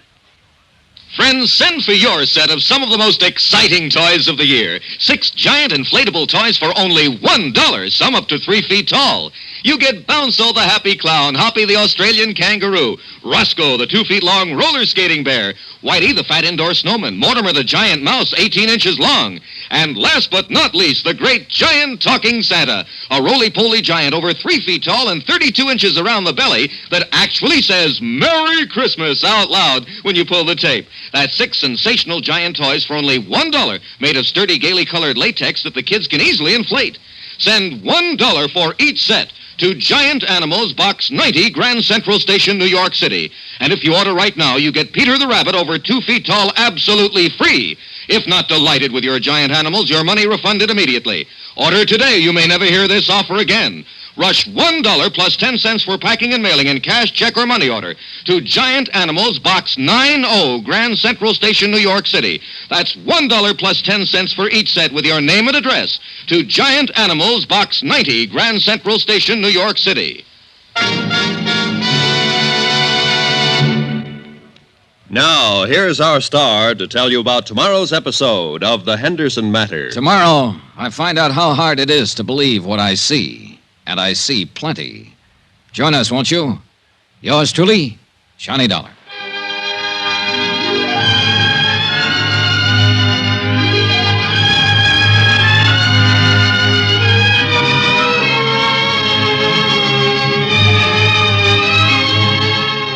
Yours truly, Johnny Dollar, starring Bob Bailey, is transcribed in Hollywood.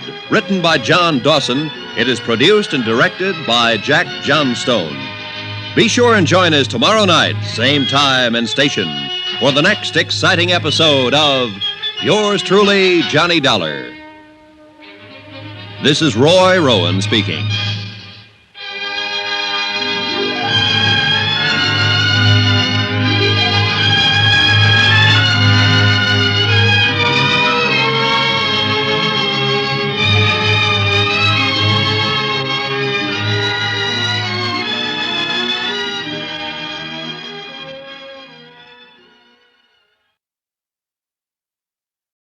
From Hollywood, it's time now for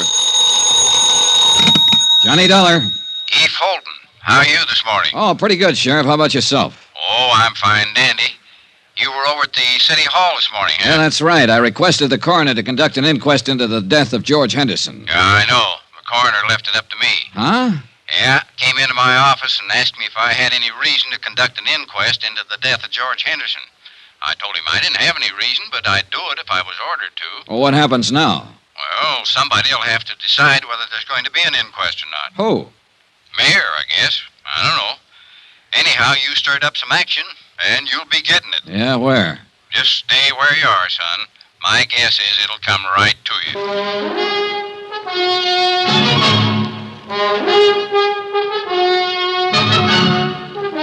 Tonight and every weekday night, Bob Bailey in the transcribed adventures of the man with the action-packed expense account, America's fabulous freelance insurance investigator. Yours truly, Johnny Dollar.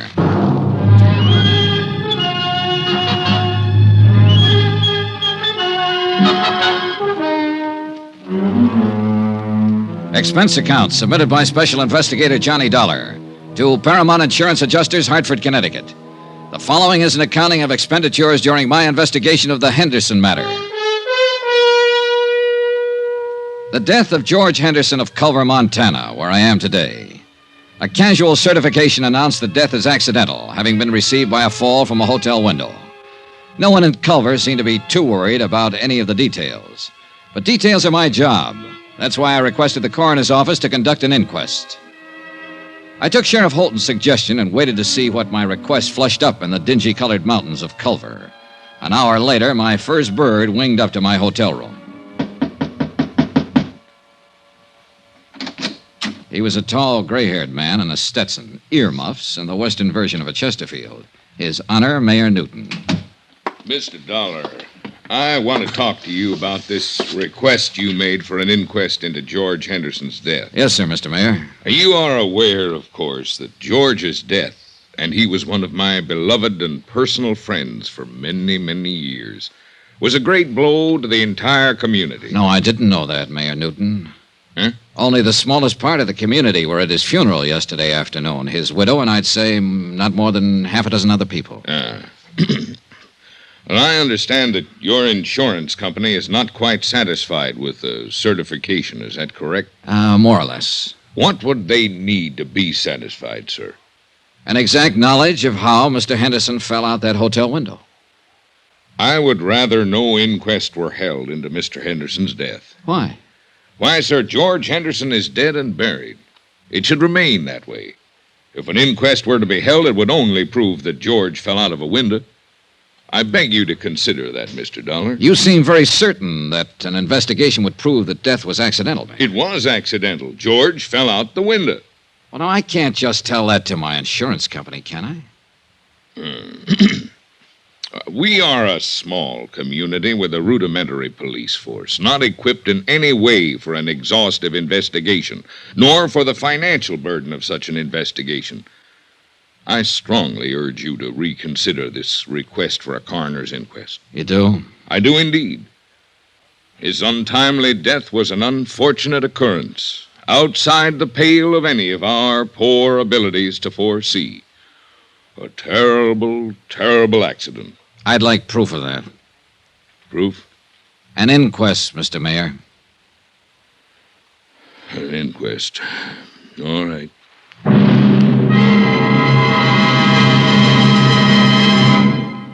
We will continue with the Henderson matter in a moment. Friends, how'd you like to thrill your favorite youngster with some of the most exciting toys of the year? Picture the breathless excitement of any child surrounded by 6 gaily colored balloon-like giant animals up to 3 feet long, and all for the low, low price of just $1. First, you get Bounzo the clown with round pot belly and funny nose. Next comes Hoppy the Australian kangaroo. Third, there's Roscoe the roller skating bear. He's 2 feet tall and looks almost like real. Fourth, there's Whitey the fat indoor snowman. And fifth, Mortimer the giant mouse, 18 inches long and sure to scare the whiskers off any cat. That's 5 different giant animals. But now hold your breath for the most sensational toy of all, the star of the whole Christmas season, the jolly giant talking Santa Claus. Guaranteed to make everybody's Christmas a merrier one. He's a big, roly-poly, happy Santa. He stands erect on 2 legs, is actually over 3 feet tall and 32 inches around. Best of all, he actually talks. Just pull the tape and he says, Merry Christmas for all to hear. He's the biggest, merriest talkingest Santa ever. Sure to please your youngsters and spread good cheer. Yes, Giant Santa proves there really is a Santa Claus. That's a total of 6 giant animals made of brightly colored preformed sturdy latex, which the kids can easily inflate. And the cost just $1, not for each. Just $1 for all 6 of these lovable giants who'll turn your home into a circus parade. And here's a surprise. Mail your order today and you'll also receive absolutely free Peter the Rabbit, actually over 2 feet tall with big red ears almost 9 inches long. But you must send now.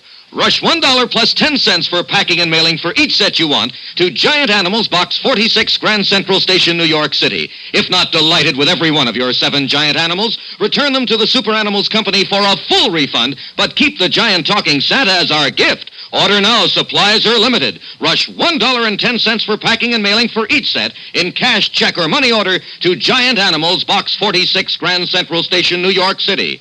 That's $1 plus 10 cents with your name and address. Mail to Giant Animals, Box 46, Grand Central Station, New York City. Giant Animals, Box 46, Grand Central Station, New York City. My interview with Mayor Newton had convinced me that I'd get no real help from him in the Henderson matter. Quite the contrary. Expense account item 3, 20 cents, coffee. Myself and Sheriff Eve Holden. Well, you got it. Huh? At the direction of Mr. Jackson. That's our coroner. He deputized me temporarily to conduct an inquest. It's going to take place tomorrow morning, 9 o'clock, City Hall. Tomorrow, Sheriff? Room 207. Well, Eve, you won't have time to do anything. No, I guess I won't. Not much, anyhow. Oh, brother.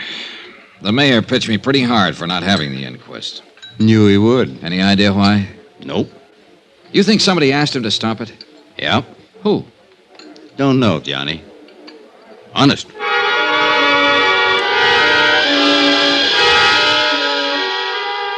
The next morning, I struggled my way against a belligerent north wind to City Hall and the inquest, if you could call it that. I sat in the back of the room and listened while a Dr. Horace Nam assured the 6-man jury that George Henderson was quite dead when he was called out of his office and examined him on the street. Dr. Nam reckoned George had died from a broken neck. An ancient bellhop, a desk clerk, and a chambermaid gave their versions of what had happened the day Henderson fell out the window. You swear to tell the truth, the whole truth, so help you God? I do, Sheriff. I'm the acting coroner today, Miss Cubley. Sit down. Now, when did you see Mr. Henderson last? Last Thursday morning. Where was this, Miss Cubley? At the Butte Hotel. Mm-hmm. You know what time of the morning it was? About 10 o'clock. I went in to make his bed and straighten up his room. I see. I made his bed while he worked on some papers there, and then I left. Did you see him after that? No, sir. You didn't see him come downstairs for breakfast or anything? No, sir. Do you know if anybody went up to see him?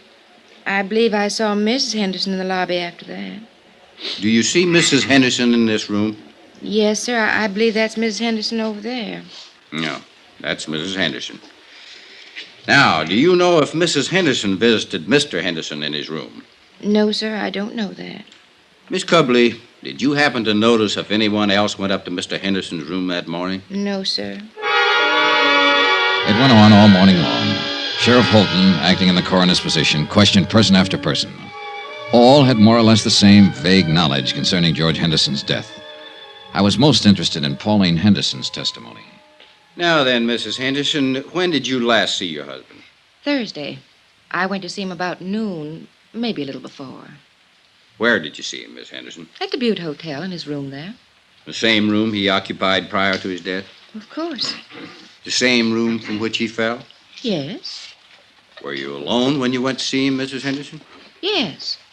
I must have left before 12:30. I had an appointment at the dentist. That was the last time you saw your husband alive? Yes. I was still in the dentist's chair when they told me he'd fallen out the window. What did you and your husband talk about, Mrs. Henderson? Must I answer that?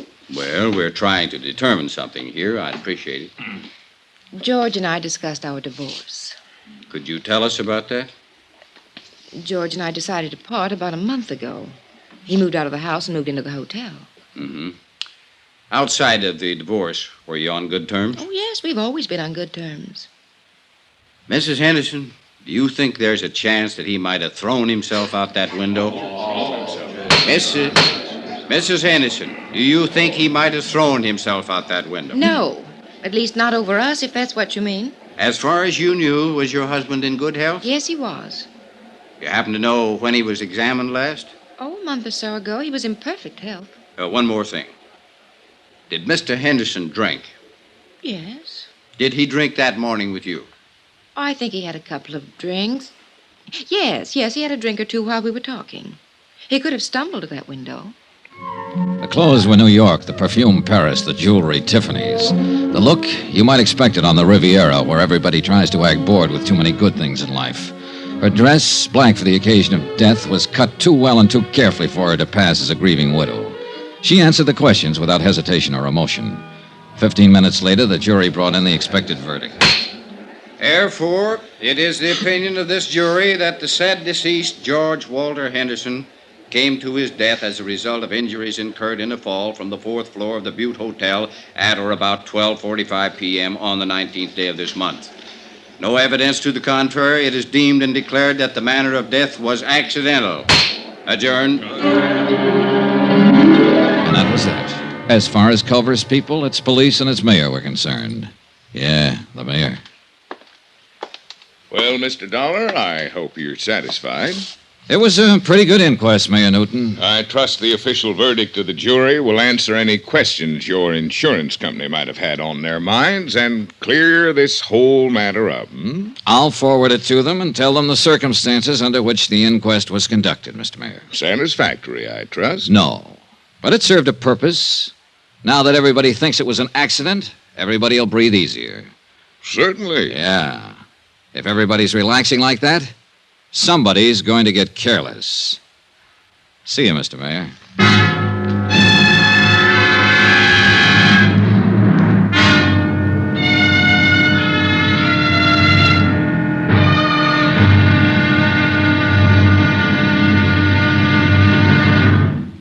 Johnny Dollar will be back in a moment to tell you about tomorrow's episode.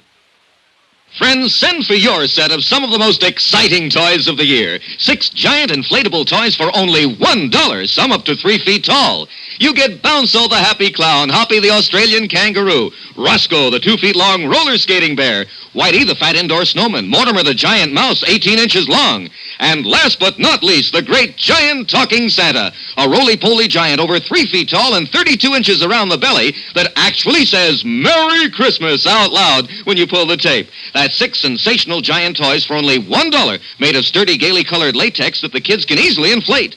Send $1 for each set to Giant Animals, Box 46, Grand Central Station, New York City. And if you order right now, you get Peter the Rabbit over 2 feet tall absolutely free. If not delighted with your giant animals, your money refunded immediately. Order today. You may never hear this offer again. Rush $1 plus 10 cents for packing and mailing in cash, check, or money order to Giant Animals, Box 46, Grand Central Station, New York City. That's $1 plus 10 cents for each set with your name and address to Giant Animals, Box 46, Grand Central Station, New York City. Now, here's our star to tell you about tomorrow's episode of The Henderson Matter. People do get careless tomorrow, all over Culver, Montana. Join us, won't you? Yours truly, Johnny Dollar.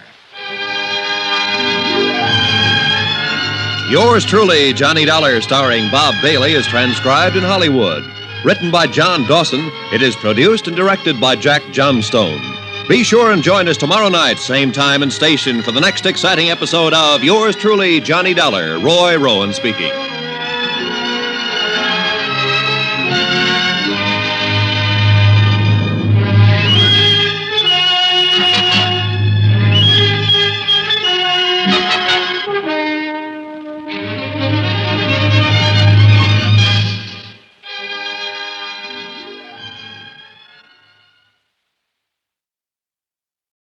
From Hollywood, it's time now for Johnny Dollar. Eve Holden, son. Hi, Sheriff. You put in a call for me, did you? Yes, I'm ready to go to work. Now that the inquest's been held and George Henderson's death is officially an accident, I might be able to move around your little town a little easier. What can I do for you? Help me to move around? The case is closed, as far as I'm concerned. Eve, what's the matter with you? That inquest was a farce. For all I know, Henderson could have been pushed out of that hotel window. The attitude of different people in this town makes that whole thing... Hold on now, son, hold on. I meant to say it's closed as far as my office is concerned. Personally, I think it needs investigating. We can help each other, maybe, you and me. Can I come over? Oh, I better come there. You know how folks are around here.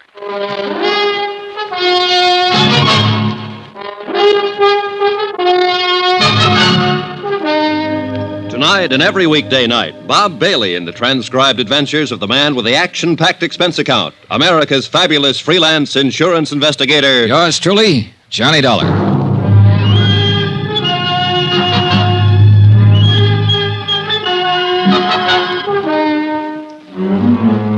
Expense account submitted by Special Investigator Johnny Dollar. Location, Culver, Montana. To Paramount Insurance Adjusters, Hartford, Connecticut. The following is an accounting of expenditures during my investigation of the Henderson matter. The question, accident, suicide, or murder? Expense account item 4, $3.48. 1 day later to Tim Connor's office in Hartford explaining the situation in Culver. I'll read it back to you, Mr. Dollar. Mr. Tim Connors, Paramount Insurance Adjusters, Hartford, Connecticut. Coroner's inquest into death of George Henderson, policy number EMP-196667, found death to be accidental. In my opinion, the inquest was not thorough. Have decided to stay on in Culver and conduct my own investigation. If any change, please advise via Western Union, Butte Hotel, Culver.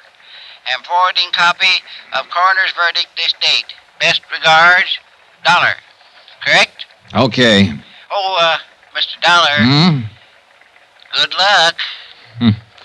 Yeah, sure. Expense account item 5, 68 cents, postage. I mailed a copy of the coroner's verdict to Hartford, airmail special. After that, I went back to my hotel to wait for the sheriff, Eve Holden. Come on in, Eve. Oh. Hello. Hello. Mr. Dollar, my name's Porter.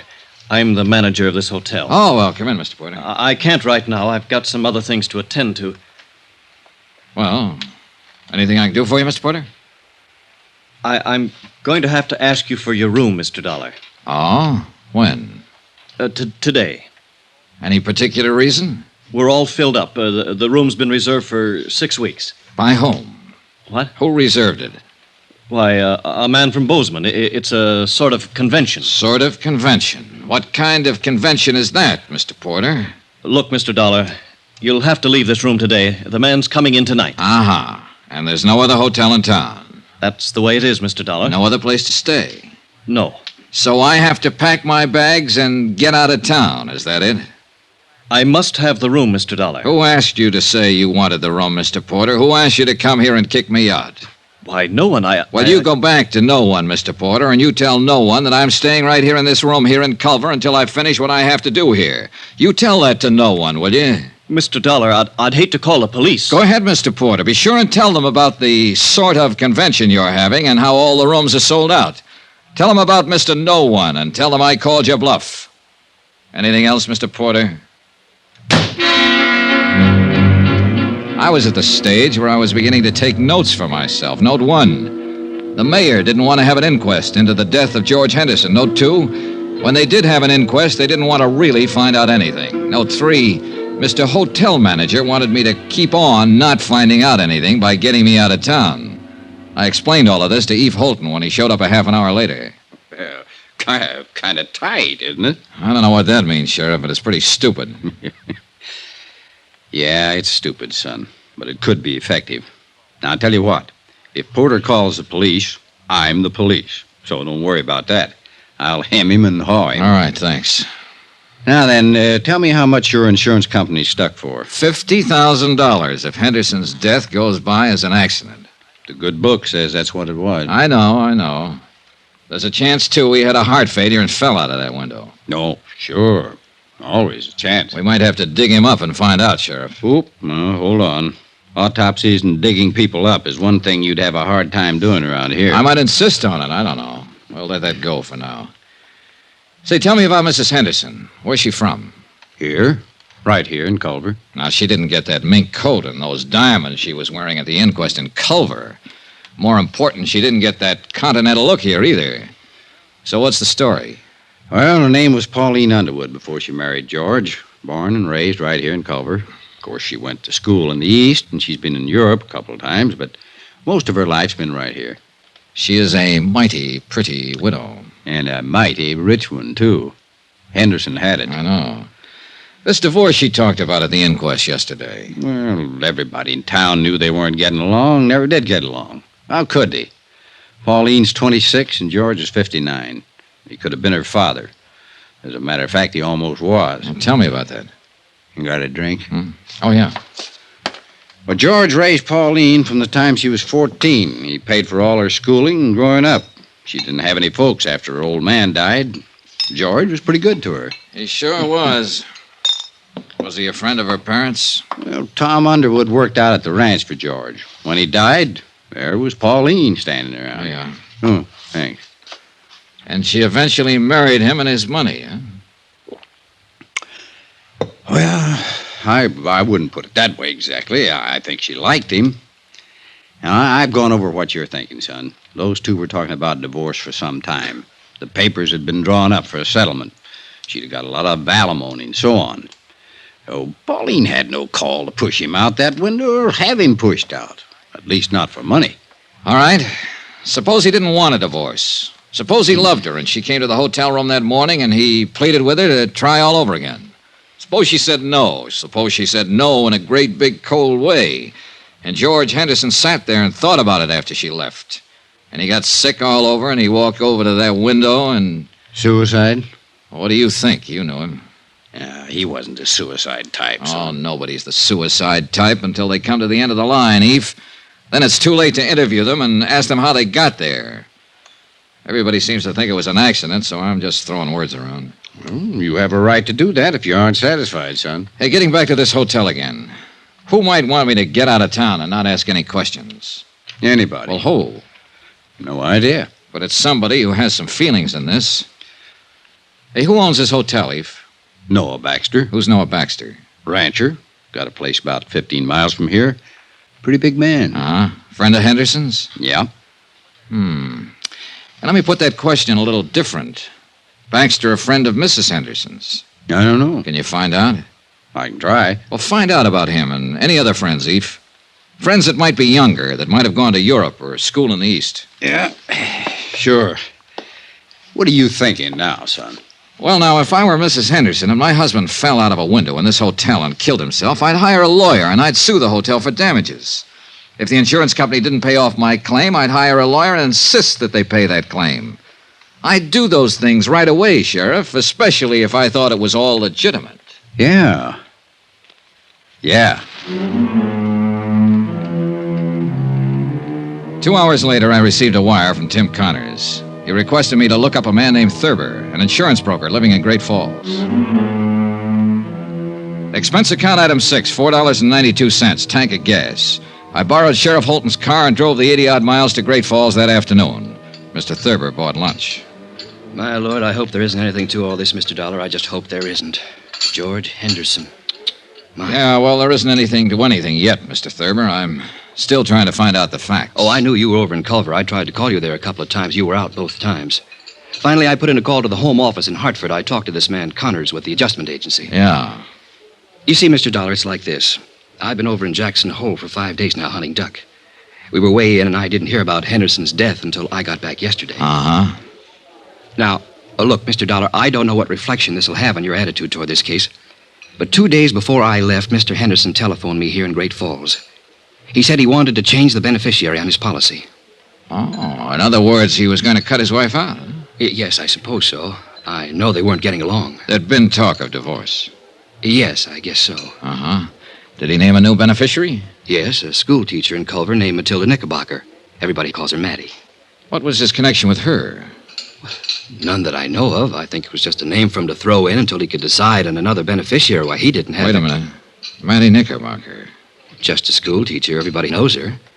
He was awful mad when he talked to me that day. I could tell it in his voice. Now, here's what might interest you just a little more. The day I left on my hunting trip, Mr. Henderson phoned me again. He said to never mind. Mrs. Henderson was still his beneficiary. Had you changed the policies yet? No. Are you sure it was Henderson who telephoned you? Well, yes, I think it was him. Do you remember when you got the call? Oh, somewhere around noon, a little later, I guess. He died between 12:30 and 1. And it must have been just before he fell out the window. He phoned you long distance from Culver, huh? Yes, sir. Well, he was supposed to have been in the hotel all morning, so he had to phone from his room. Well, you can check that, can't you? You'd be surprised how hard it is to check simple things like that around the Butte Hotel. Did you know Henderson very well, Mr. Thurber? He was a customer. I wrote a lot of insurance for him. Know his wife? Oh, yes. Well, tell me about them. Well, go ahead, Mr. Thurber. Now, look, accidents rarely have reason behind them. Suicides and murders always do. You don't think it was an accident? Well, let's say I've heard enough and seen enough to make it a draw so far. Go ahead, tell me about him.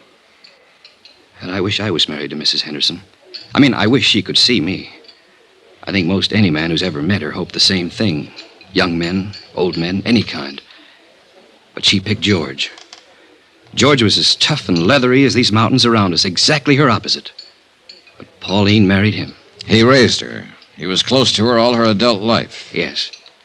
But, Mr. Dollar, you know and I know she didn't have to marry him. She could have married anybody here in Culver or anybody in London or Paris. You see what I mean? Not quite. Well, I always had the idea that after she married him, she kept letting him know she could have had anybody else she wanted. Go ahead, Thurber. I think she married him for his money. I think she would have killed him for his money.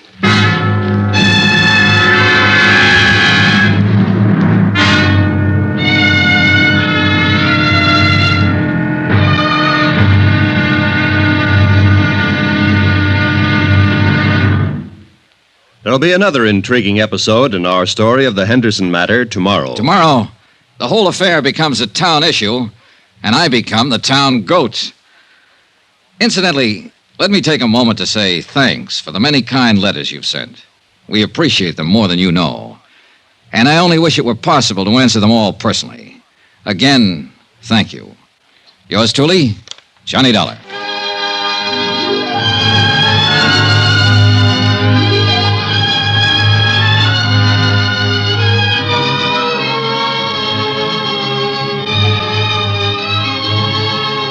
Yours truly, Johnny Dollar, starring Bob Bailey, is transcribed in Hollywood.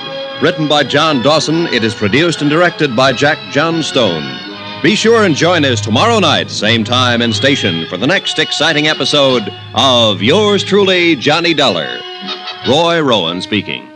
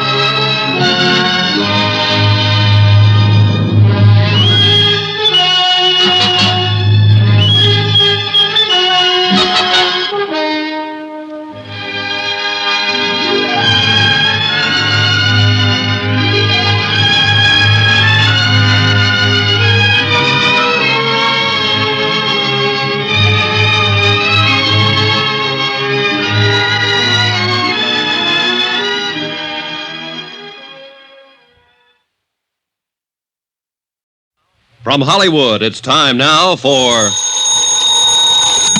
Johnny Dollar. This is Mrs. Henderson. You asked me to call, Mr. Dollar? Yes, Mrs. Henderson. I'm with Paramount Insurance Adjusters. Oh, yes. You probably know we asked for the inquest into your husband's death. Yes, I know. We're trying to clear up the entire matter as quickly as we can, Mrs. Henderson. I'd like to talk to you. Oh? Hate to trouble you at a time like this. Well, that's all right, Mr. Dollar. When do you want to talk? May I come out to the house this afternoon? There's a nice restaurant called Big Horn Lodge on the highway. How about meeting you there at, say, 4 o'clock? Good. I'll be there.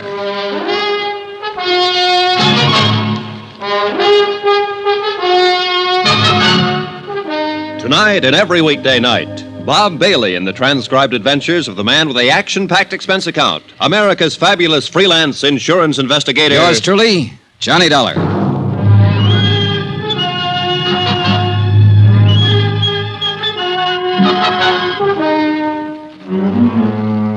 Expense account submitted by Special Investigator Johnny Dollar to Paramount Insurance Adjusters, Hartford, Connecticut. The following is an accounting of expenditures during my investigation of the Henderson matter. Expense account continued. Item 7, $5. One pair of galoshes, believe it or not. It snowed in Culver, Montana during the night, all night. By morning, 14 inches of fine new snow covered everything in sight. After my phone call to Mrs. Henderson, I spent the morning trying to rent an automobile. There was none to be had, so that afternoon I dropped over to see Eve Holton, my sheriff friend. Son, you're going to catch your death unless you start wearing a scarf. Yeah, I'll remember that, Eve. But maybe I won't need one. Oh? Yeah, I think I'll be leaving Culver pretty soon. Well, I hope you don't mean that, son. I'm afraid I do. I'll have to tie this case up one way or another pretty quick. Why? My company wants me to get back home. I got a letter this morning. Oh, well, how can I help you? Well, for one thing, you can lend me your car again. I have a date with a lady out at the Big Horn Lodge. Pretty fancy.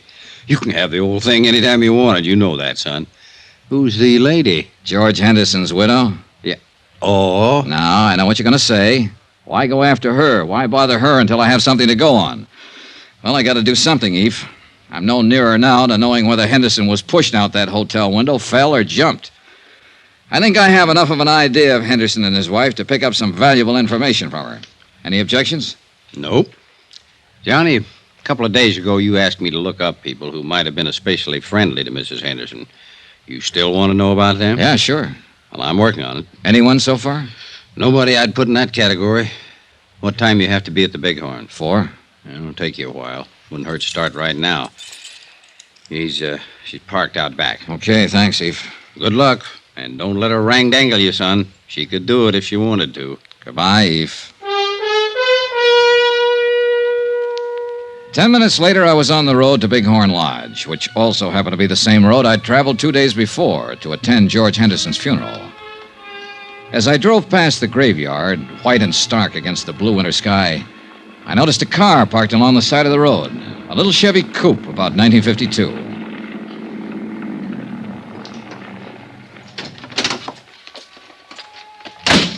There was the figure of a woman, all alone, standing by George Henderson's fresh grave. Her head was bowed. She didn't notice me as I walked up. A gray-haired woman, about 45, slight, delicate, gentle. Oh, I'm sorry. I didn't mean to start it. Oh, that's all right. Must be getting late. Dear, it is. Do I know you? Why, I don't know. I'm Mattie Knickerbocker. The name had startled me. The day before, an insurance broker in Great Falls had mentioned her. Told me that George Henderson had named her his beneficiary, then changed his mind a few minutes before he died. Your name's not Campbell, is it? No, Johnny Dollar. Oh, Johnny Dollar. You remind me of a boy I had in one of my classes once, Torrey Campbell. Oh, you're a teacher, Miss Knickerbocker? Yes, yes. Everybody knows me, I think. Or at least I flatter myself that way. Well, I should be going. I knew Mr. Henderson, too. Oh? He was a wonderful man, George. He was very dear to me. I'll find it difficult getting used to the fact that he'll never be around anymore. George had a wonderful laugh, didn't he? Yes, yes, he did, Mrs. Knickerbocker. I never really thought that he ever grew up. Of course, you knew him in a business way, and I'm sure he was very, very grown up in business. But it doesn't hurt to think of him this way now, does it? I don't think so, Miss Knickerbocker. I didn't come to his funeral. I didn't think I could bear it. I thought I'd just drive out this afternoon and say goodbye by myself. Well, I apologize for interrupting you. Not at all, please. Funny little things. The birds in the snow. Oh. Such tiny, wonderful little things. A little bit of God in each of them, Mr. Dollar, wouldn't you say? Yes, ma'am. I don't know why. I think George would like to know they're here, near him. Miss Knickerbocker, I have to tell you... No, you don't, Mr. Dollar. I know who you really are. Everyone in town knows. You seem like a nice young man. Was it curiosity that made you stop your car? Yeah, I suppose so.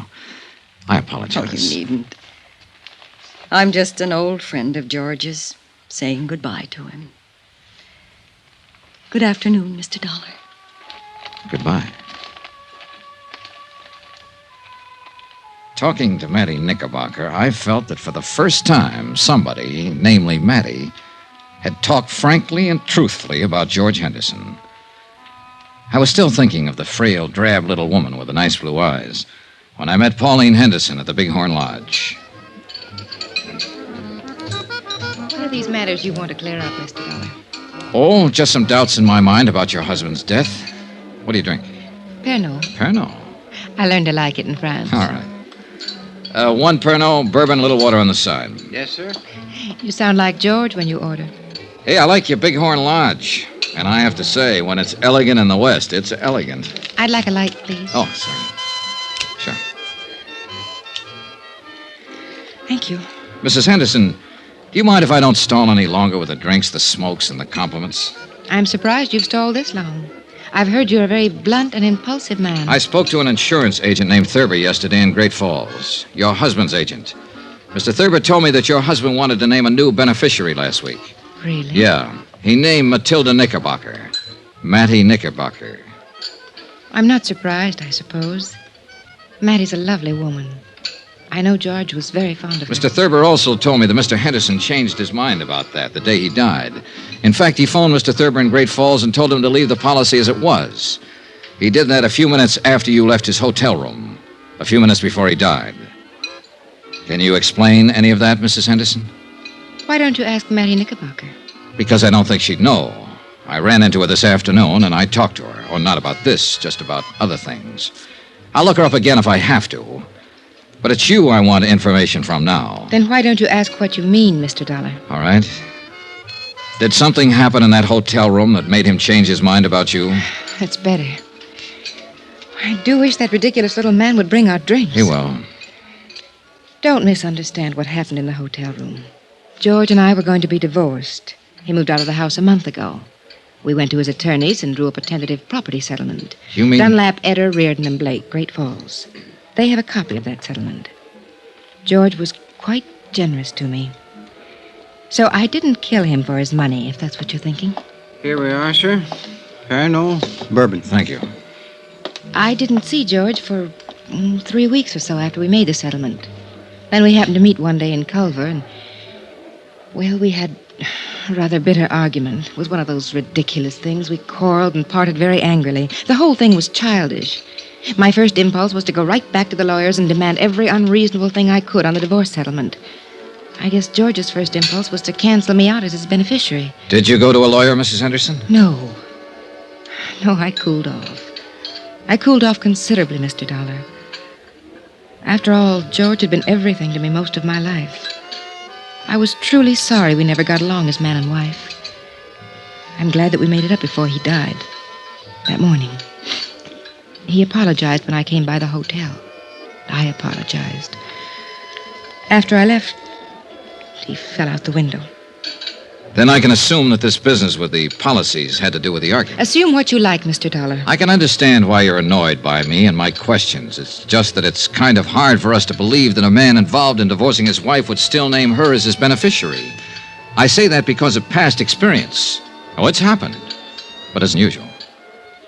I could have told you that we were reconciled that day in the hotel, that we were going to drop the whole divorce matter, and that George was coming back to the house to live. Yes, you could have told me that, Mrs. Henderson. Mr. Connors in our home office in Hartford called you a few days ago. You hung up on him. Why? Well, I was very upset. I've never been a widow before. Uh-huh. I believe you, Mrs. Henderson. Sitting here like this. You're a lovely person, and I know it. And you know it. And this is a pretty nice place to conduct business. Why didn't you ask me to your home? I preferred to talk to you here. That's what I thought. I saved all the did your husband have any enemies and did he seem depressed questions for another time. But before I went to bed that night, I read and reread Mrs. Henderson's testimony given at the coroner's inquest. The next morning, I interviewed all of the people at the Butte Hotel who'd been on duty the day Henderson fell out the window. After that, I dropped in to see Eve Holton. Here it is, Johnny, right here. Personal effects of the deceased included 4 suits of men's clothing, 14 shirts, 5 pairs of hosiery. Was there a bottle in that room, Sheriff? Liquor? Yeah. No bottle. Nothing like it, son. All right. He didn't call down and have a bellboy bring him a bottle or send him any drinks. The chambermaid swears there was no liquor in his room all the time he lived at the hotel. You say he was a light drinker. Now, what light drinker takes a nip before he has his breakfast? Who said he had a drink that morning? Mrs. Henderson. What? On the witness stand, under oath at the inquest. She testified that her husband had a drink before she came up to the room and while she was there. Now, mind you, she didn't say he was drunk, but she did say he had been drinking. You read over that transcript. So? So I think she threw that in, made sure it got in, because it's sometimes hard to believe that a cold, sober man will walk out of a hotel window and kill himself accidentally. A drunk or a drinker might do it. You and I and everybody at that inquest somehow got the impression that Henderson was slightly tipsy that morning, and Mrs. Henderson saw to that. Now then, if Henderson had a drink, I want to know where he got it. Tell me, Eve. No bottle in the room, no bottle brought up to the room. Where did he get that drink? That's a pretty good question, son.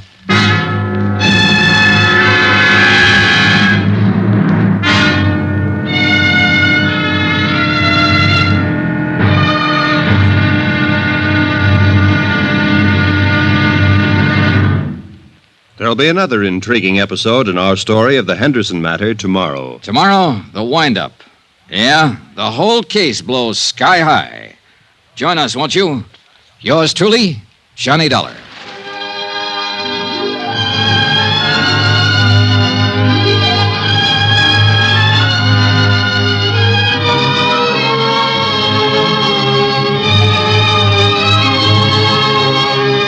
Yours truly, Johnny Dollar, starring Bob Bailey, is transcribed in Hollywood. Written by John Dawson, it is produced and directed by Jack Johnstone. Be sure and join us tomorrow night, same time and station, for the next exciting episode of Yours truly, Johnny Dollar. Roy Rowan speaking.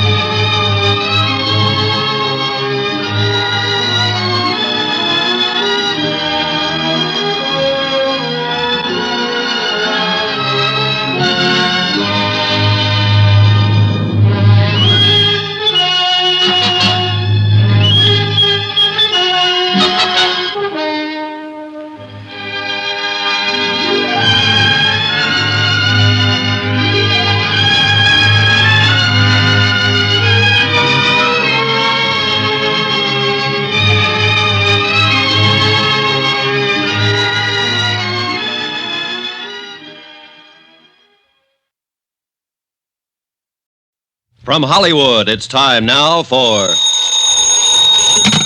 Johnny Dollar. I have a call for you from Hartford. Go ahead, please. Johnny? Right here. Connors at Paramount Adjusters. Say, what was this wire, Johnny? You serious about denying liability to Mrs. Henderson? I sure am. I think it'll bring the whole thing out in the open. This is pretty serious. Have you got any concrete evidence death wasn't accidental? Jim, I have a copy of the coroner's inquest. Concrete evidence that Mrs. Henderson lied under oath. She said her husband was drinking the morning he died. Everybody here believed he was a little crocked when he fell out that hotel window. I've got proof that he didn't have a drink that morning. What proof? No bottle in his room. No bottle brought there. Nothing. What do you say? Don't make a move, kiddo. I'll get the first plane.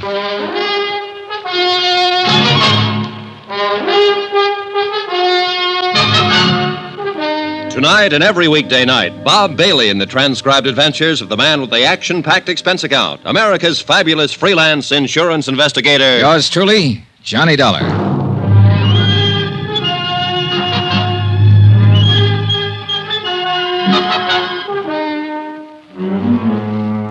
Expense account submitted by Special Investigator Johnny Dollar to Paramount Insurance Adjusters, Hartford, Connecticut. The following is an accounting of expenditures during my investigation of the Henderson matter. Sheriff Holton agreed that there was enough of a doubt about the circumstances prior to George Henderson's accidental death to warrant an official re-examination of all the facts. He promised me the police would start an immediate investigation. That was all I needed. I knew Mrs. Henderson would be re-questioned and that the pressure would start to build up. 14 hours later, when Tim Connors arrived in Culver, I had some pressure of my own. Well, Johnny, what? Well, the best thing we can do now is move in. Deny liability on the grounds that the accident is not proved. I suppose Mrs. Henderson sues us. All right, let her. Then the burden of proving that her husband's death was accidental would be on her. Look, Tim, contrary to her testimony under oath, Henderson didn't have a drink that morning he died. All right, she made a mistake. He had a heart attack, got dizzy, and tumbled out of the window. He wasn't drunk. Oh, don't talk nonsense, Tim. Listen to me. Mrs. Henderson was ready for the coroner's jury a couple of days ago, and she was ready for my questions when I saw her yesterday. The only one she wasn't ready for was you a few days ago when you phoned her long distance. You said she hung up on you. Well, she half apologized to me for that, but it was because she couldn't think of anything to say. Well, maybe you're right. But suppose he did die accidentally, and suppose it is a just insurance claim. I tell you it isn't. And the fact that she made a mistake testifying about him having a drink can... Hey, Johnny, do you have anything else? 3 things: instinct, experience, and statistics. Pauline Henderson's a young woman. She married a wealthy older man. With him out of the way, she has all his money and all her youth. All right, I'm going to phone the company as soon as I can find a phone. Tell him I'm working for evidence, and the best way to get it is to bring Mrs. Henderson out in the open. File a complaint against her. What charge? Suspected murder. Oh, no, Johnny, that'd get us in all kinds of trouble. Remember the drink, Tim. Henderson didn't have the drink. Now, we'll have to have more than that. I'm sorry, Johnny. All right, I'll get you more.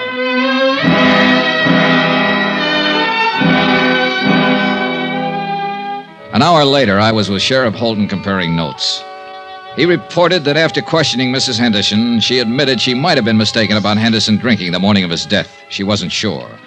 But Eve Holton said what we both were thinking. You went in front of the coroner's jury and gave a misleading impression, son. Made us think that George was drunk and stumbled out the window. Well, we better find out who helped her pull this off. Sheriff Holton had every man in his office working on the case by then. It was a long, tedious job of combing over everything in Pauline Henderson's background to find a possible accomplice. About 5 in the afternoon, I drove to the Henderson ranch with Holton. Mrs. Henderson was out, but we interviewed one of the servants. That's right, sir. Once or twice a week. You know where she drove to on these trips? I have no idea. Mrs. Henderson get up early in the morning, be gone all day. How do you know she went out of town?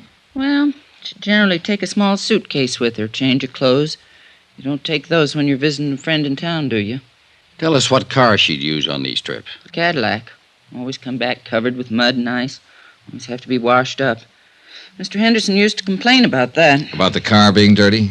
About the trips, mostly. He and Mrs. Henderson had some pretty good arguments about him. He'd say Mrs. Henderson shouldn't visit that man. What man? Just that man. I never knew who it was they argued about. You've known Mrs. Henderson quite a long time, huh? Yes, sir. Knew her when she was a little girl, when she first came here. Saw her grow up, go away to school, go away to Europe, come back a little more grown up and a little different every time. Were you surprised when Mr. Henderson married her? Well, no. Well, yes, guess I was. Because she was so much younger? Not that so much. I mean, well, Mr. Henderson, He had something about the plains and cattle and the mountains about him. When he moved, it was as big as all them things. Mrs. Henderson was different. She didn't fit in here? Is that what you're trying to say? I think she fit. Not like him, though. Before they were married, they were sort of like good friends. I mean, they'd ride horses and go hunting and laugh and talk about different things. Mrs. Henderson, she traveled Europe, saw so many things and places in the world. She fit here, but then she didn't belong here. I feel awful about Mr. Henderson's being dead. If there was anything wrong with the way he died, I'd like it to be fixed. Mrs. Henderson will probably fire me for talking like this, but I don't care. This house isn't the same no more.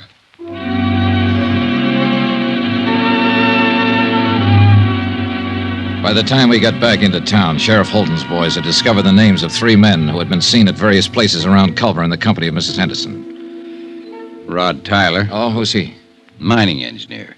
He's been away from here for over a year now. See, now, here's another one, Sam Pollard. Sam died 6 months ago. Hey. What? Noah Baxter. Noah Baxter. That name's vaguely familiar. Yeah, he owns a hotel you're staying in. A couple of ranches, too. Well, he might have been the one who tried to have you thrown out. Oh. He also owns the mayor. Young man? About 30, 35. Let's go see him. Another drive, this time north of Culver to the Baxter Ranch. We found Noah Baxter busy with his help shoring horns on cattle. A lean, tall man with thin features. If you're trying to find out if I've been seeing Pauline on the sly while she'd been married to George, why don't you come right out and ask? All right, and have you? No, not on the sly. There's nothing between us. George knew any time she came over here to see me. He was a good friend of mine. I'm sorry he's dead. Pauline's a good friend of mine, too. I'm sorry you people are thinking what you are about us. Let's go up the house. It's getting cold. All right, Stan, that's enough for today. No, I got to ask you this. Where were you last Thursday? The day George died, Sheriff? Yeah. I was right here. Can you prove that? Sure. Ask anybody. You boys want a drink? No, thanks. No. Well, I do. Mac! Mac! I'll get it myself. When was the last time you were in Culver, Mr. Baxter? 3-4 weeks ago. My cook and the others handle what supplies we need. Do you mind if we talk to some of your help around here? No. What do you want to talk to him about? About last Thursday? About what happened when Mrs. Henderson came here to visit? It wouldn't look good if she came here to visit me, would it? Well, that depends on the circumstances, no? She'd come and sit there and read and look at some of those paintings. We'd talk when I had time. Anything wrong with that? No. Mr. Baxter, I think I ought to tell you, I've asked my company to file a complaint against Mrs. Henderson. Suspicion of murder. Oh. I'd like to tell you something. She didn't kill him and she didn't have him killed. She loved him a lot more than George loved her, I think. Both of you know her. Her dad was a drunken cowhand. When he died, George took her over, gave her everything. So you see, you're wrong. She loved George for giving her what he gave her, and mostly for being the kind of a man he was. I lied to you a couple of minutes ago. There was something between us. It was bound to happen sooner or later. She'd come here to cry on my shoulder, and I let her. Cry? About George. He wanted to divorce her. Didn't you know that? I had the idea it was the other way around. Oh, you're all wrong. George raised her, educated her, made her into a woman, and then he married her. And she wasn't what he wanted at all. You know who George wanted to marry? Mattie Knickerbocker, the school mom. Go on. Oh, there was nothing between George and Mattie, but there would have been if he'd lived. What about you and Mrs. Henderson? Yeah. The thing that was between us was that I wanted her. She didn't want me, but I wanted her. I was glad when she told me about the divorce coming up.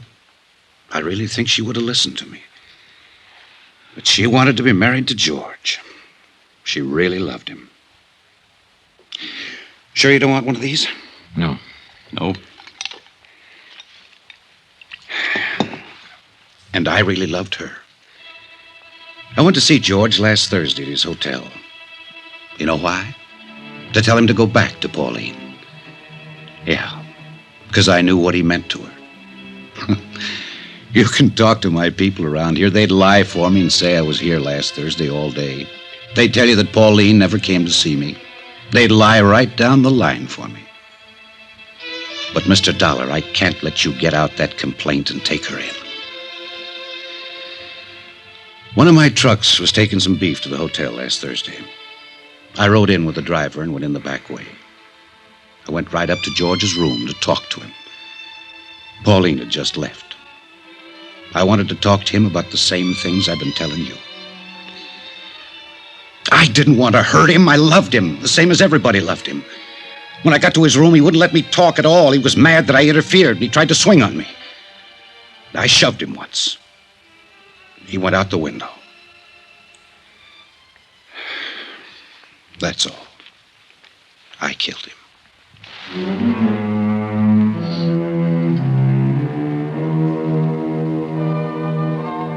Expense account, item 8, $58.15, hotel and food while in Culver, Montana. Item 9, same as item 2, transportation by train and plane back to Hartford. Item 10, $88, miscellaneous. Expense account total, $802.50. Remarks? We still had to pay double indemnity. Mattie Knickerbocker, Pauline Henderson, Noah Baxter, they'll pay another way. With the hurt that comes to nice people. Yours truly, Johnny Dollar.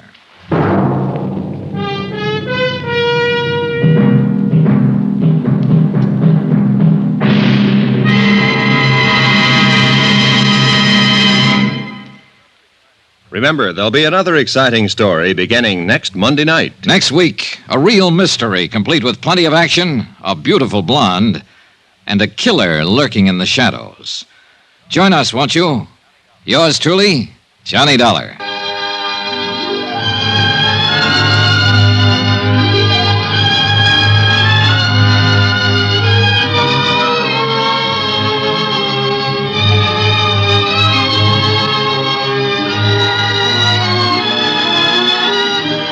Yours truly, Johnny Dollar, starring Bob Bailey, is transcribed in Hollywood. Written by John Dawson, it is produced and directed by Jack Johnstone.